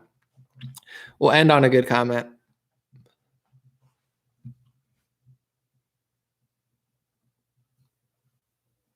Someone, I don't know if I want to get in on this. Super chat, someone says Sharia and communism are both terrible. American capitalism is the best ideology in the world, and that's what made America the greatest country on earth. You got to figure out how to keep it afloat, though. At this point, we don't have a capitalist society. We have a pseudo, communist, socialist, like liberal operation. So I would love American capitalism. We just got to figure out how to get it back. Someone said, LOL, Barricade Garage called you out for being long-winded, but he watches you. Listen, I do all sorts of things. First of all, love Barricade Garage. Great comedian, great mind. He seems smart.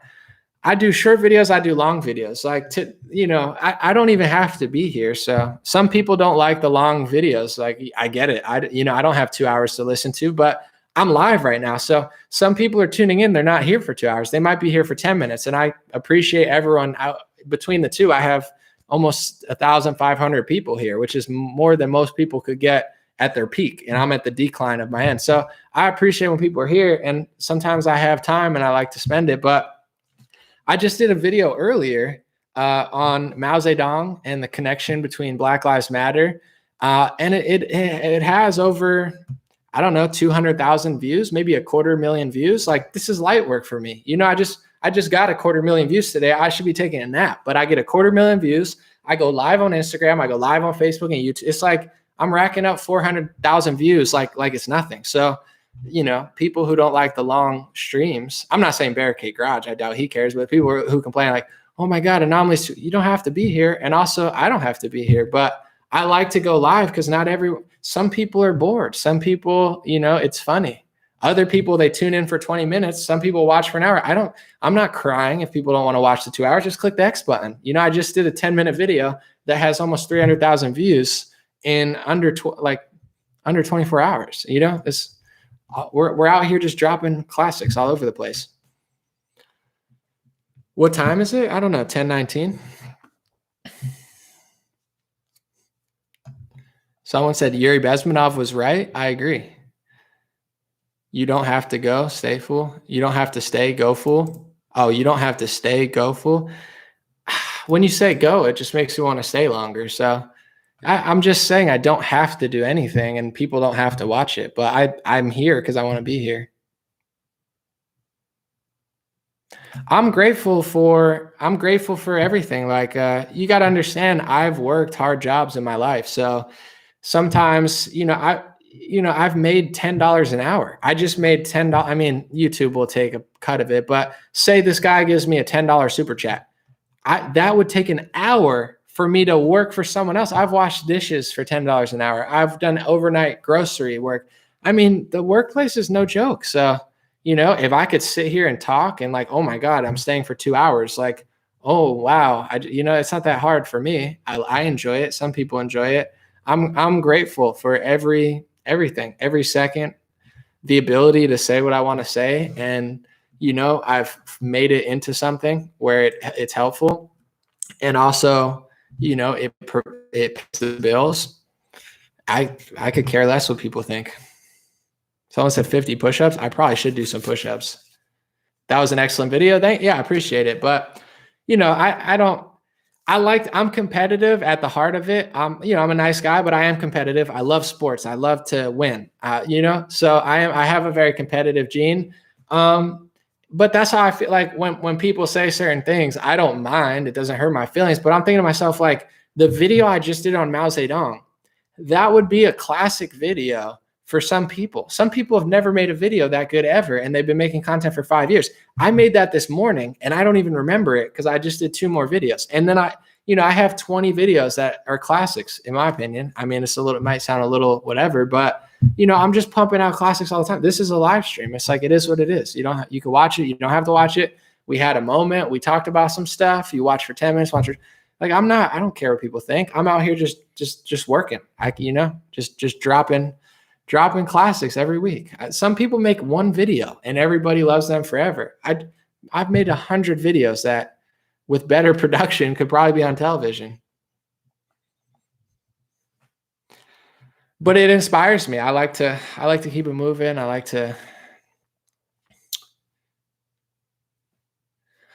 Someone said your video on Mao and BLM was chilling and revealing. Awful how she laughed at the comparison. Yeah, and I mean, most people, if you don't get it by now, you're not going to get it. But I also, I wanted to show the connection also between the book she wrote and who wrote it. And if you listen to Eric Mann, he really explains why he wrote it. And it's a huge blind spot in the right wing. It's a huge blind spot in the Christian world, like liberalism is.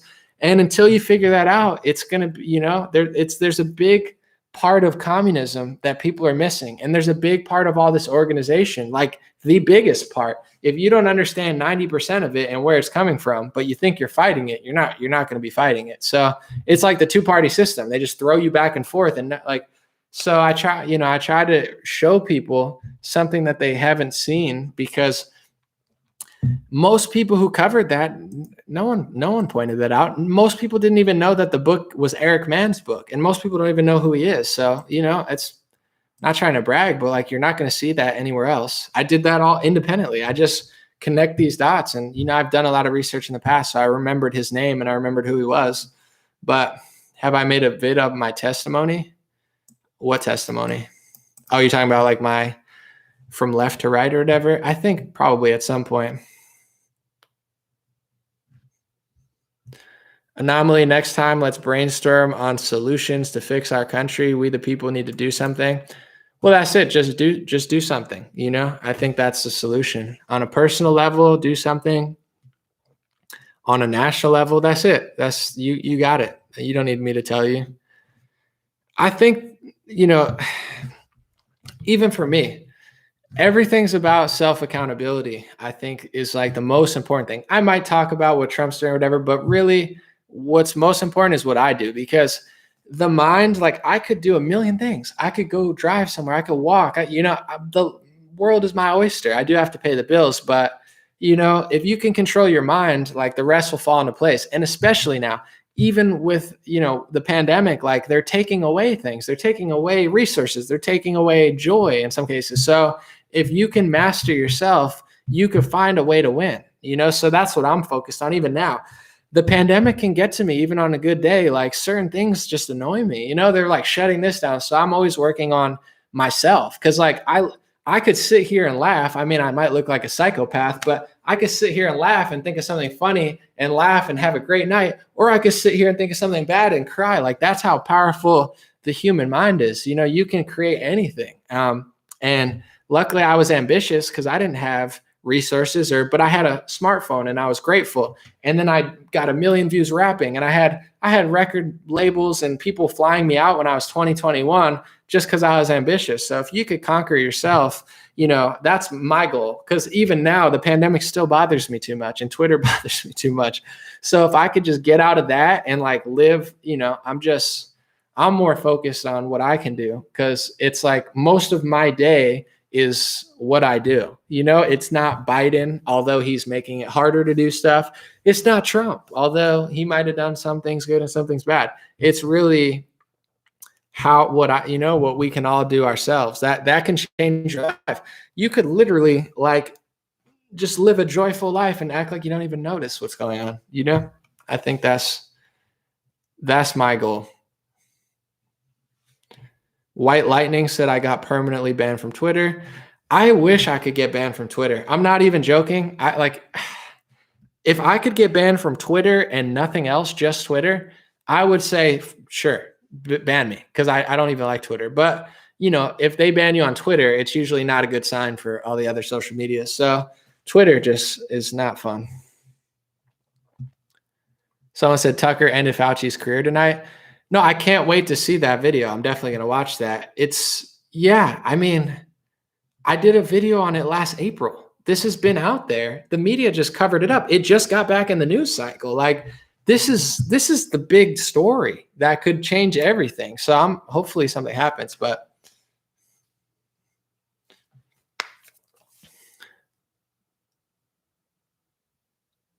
someone said not banned from Twitter, controlled op, JK.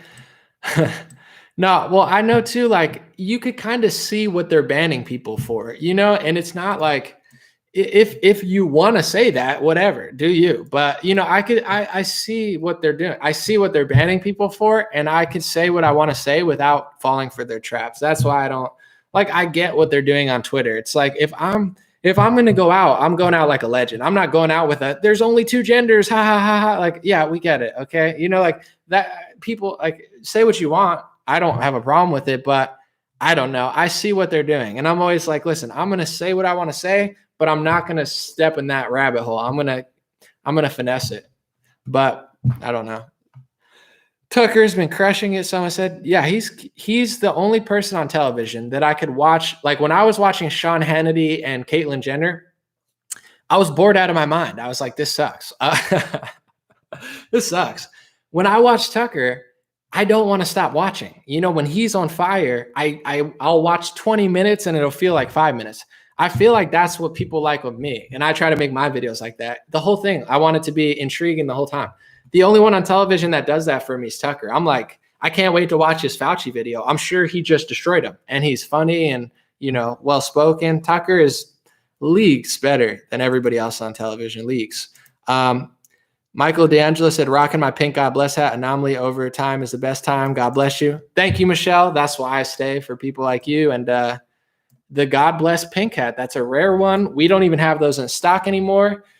Oh, I still have the picture here of Lynn Wood. Look at, I still have the picture of Lynn Wood wearing the God Bless hat. This is the first edition. It's funny because I'll just wake up and I never threw it out. Like I just print out stuff sometimes, and I laugh at the picture of Lynn Wood with the God Bless hat. I'm like, that was a fun stream. You got to appreciate it. I'm glitching. Collab with JP Sears, maybe. All right, we got to get out of here. I'm running a. Someone said Tucker is gutsy. Tucker's a beast, and listen, no one's perfect. I know people are like, he doesn't do this, whatever. He's been on the front lines. Like he's been in like, corrupt countries doing journalism. He's not afraid of these people. That we're going to end on this note. They control you with the fear. Tucker's not afraid of being canceled. They say they're going to cancel him. Tucker comes back and he does a whole video about demographics. They said this was racist. Well, now I'm going to show you why it's not, why it's factual. He doesn't care. He's for sure gutsy, but that's how we have to think. Like, I'm not that special. I'm not that brave. Am I braver than some people? Maybe, but in other ways, probably not. But my ancestors had to fight and starve and, make underwear out of potato sacks. Like I'm just making things on a supercomputer. It's really not that special. What's different is our country is like so dumbed down and so weak and so cowardly that someone like me seems super brave. Like this is not that brave. Being poor and making your underwear out of potato sacks, that's brave. Going into war, that's brave. Like going on a ship, leaving a country to come to America, that's brave. Making a video of what I actually believe, is it brave? I guess in today's age, yeah, there's consequences, but who cares? It's like if you can't do this, we can't do anything. And that's why the country's sliding. So yeah, Tucker's fearless, but it's like he's been in war zones. He doesn't like, oh wow, they're mad at me on MSNBC. Who cares? Yeah, okay, they're like, it's time to be a good American and be brave, because if you can't do it now, when can you do it? So that's really, I think that's how he thinks, and that's how I think. Like, there's pros and cons to everything. If I never did this, in certain elements, I'd be safer. But is it really safe? Is it safe to be afraid? Is it safe to be trapped at a job? I've worked in jobs I didn't want to be at, like most people, for a long time. So, I've seen it all. I've, saved up enough money where I never would have been able to save up this much money if I would have stayed somewhere else. And it's like there's pros and cons. Like, yeah, they could take my bank away. They could shut down my page, but whatever. I don't know. It is what it is. I already reached 600 million people. So the joke's on you. I'm thrilled. Like, people think I'm scared. Like, oh my God, Chelsea Clinton tweeted about you. Oh my God, they wrote about you. I'm thinking to myself, this is hilarious. Like, obviously not ideal. I'm like, leave me alone.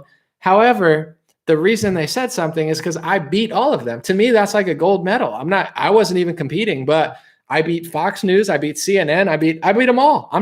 It's a game I didn't even know I'm playing. Johnson & Johnson post competition. Like, okay, I'll win. I'll beat you in that. I didn't even know I was playing. I love it. I'm like, wow, that's an accomplishment. Who would have thought that I could have done such big numbers? Like, that's, to me, blows my mind. I'm just like, what? How was I able to do this? Even while they're restricting me, even while they hate me. It's shocking. I feel like David versus Goliath or whatever. So, overall with Tucker, someone said Tucker's not legit. Everybody's a hater. Listen, you don't have to like everything Tucker ever said, but he's doing some powerful journalism. And, I think we should be more grateful. I call out Ron DeSantis when he does sneaky stuff. I think he did too much lockdowns, but I'd rather Ron DeSantis than Justin Trudeau. Listen, if you don't appreciate what you have, you're bound to lose it. So I appreciate Trump for what he did, but at the same time, I'm not attached to it anymore. You could say, oh my God, Tucker's not doing anything. Go to a country where you don't have a Tucker Carlson, and it's going to get worse because he does powerful pieces about race that nobody wants to talk about. He does powerful pieces about immigration that no one else would dare say. He does powerful pieces about Fauci that no one would say. He's not perfect. I'm sure I've seen things that I'm like, that was not good, but listen, it's okay. I'm grateful for Tucker. He's doing a lot more than a lot of other people. So I think we should treat each other with respect. I don't know. I hate to be like such a huge critic of certain people if they're doing something, but to each their own. It is what it is. But I mean, right now he's on fire. Say what you want about him. I think he's crushing it. But that's the message we're going to end on today. Like, I think, you know, being brave in today's world compared to our ancestors is not that brave. Like, if I don't go to a store that won't let me with a mask on, is it sad? Yeah, I'm really sad because I used to have thousands of restaurants to choose from. But oh well, I don't cry about it all day because at one point my family probably had to hunt. I don't have to hunt. I could sit on my computer and order Uber Eats and someone drops it off to my door. Like, that's pretty amazing. I think it's worth being grateful at least a little bit for this. So, I think if everyone does a little bit, it's that simple. So what seems like super brave, I think that's what Tucker's probably thinking in his head. He's like, no, going to Beirut is brave. Like, if you're in, Palestine while they're, attacking each other, like, that's brave.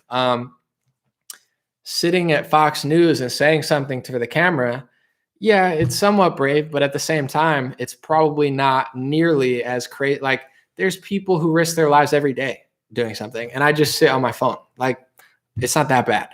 So someone said hunting is fun. Yeah, I'm just saying I don't hunt for my food all the time. I'm sure most people don't. There's nothing wrong with it. It's just I'm grateful that I don't have to do that.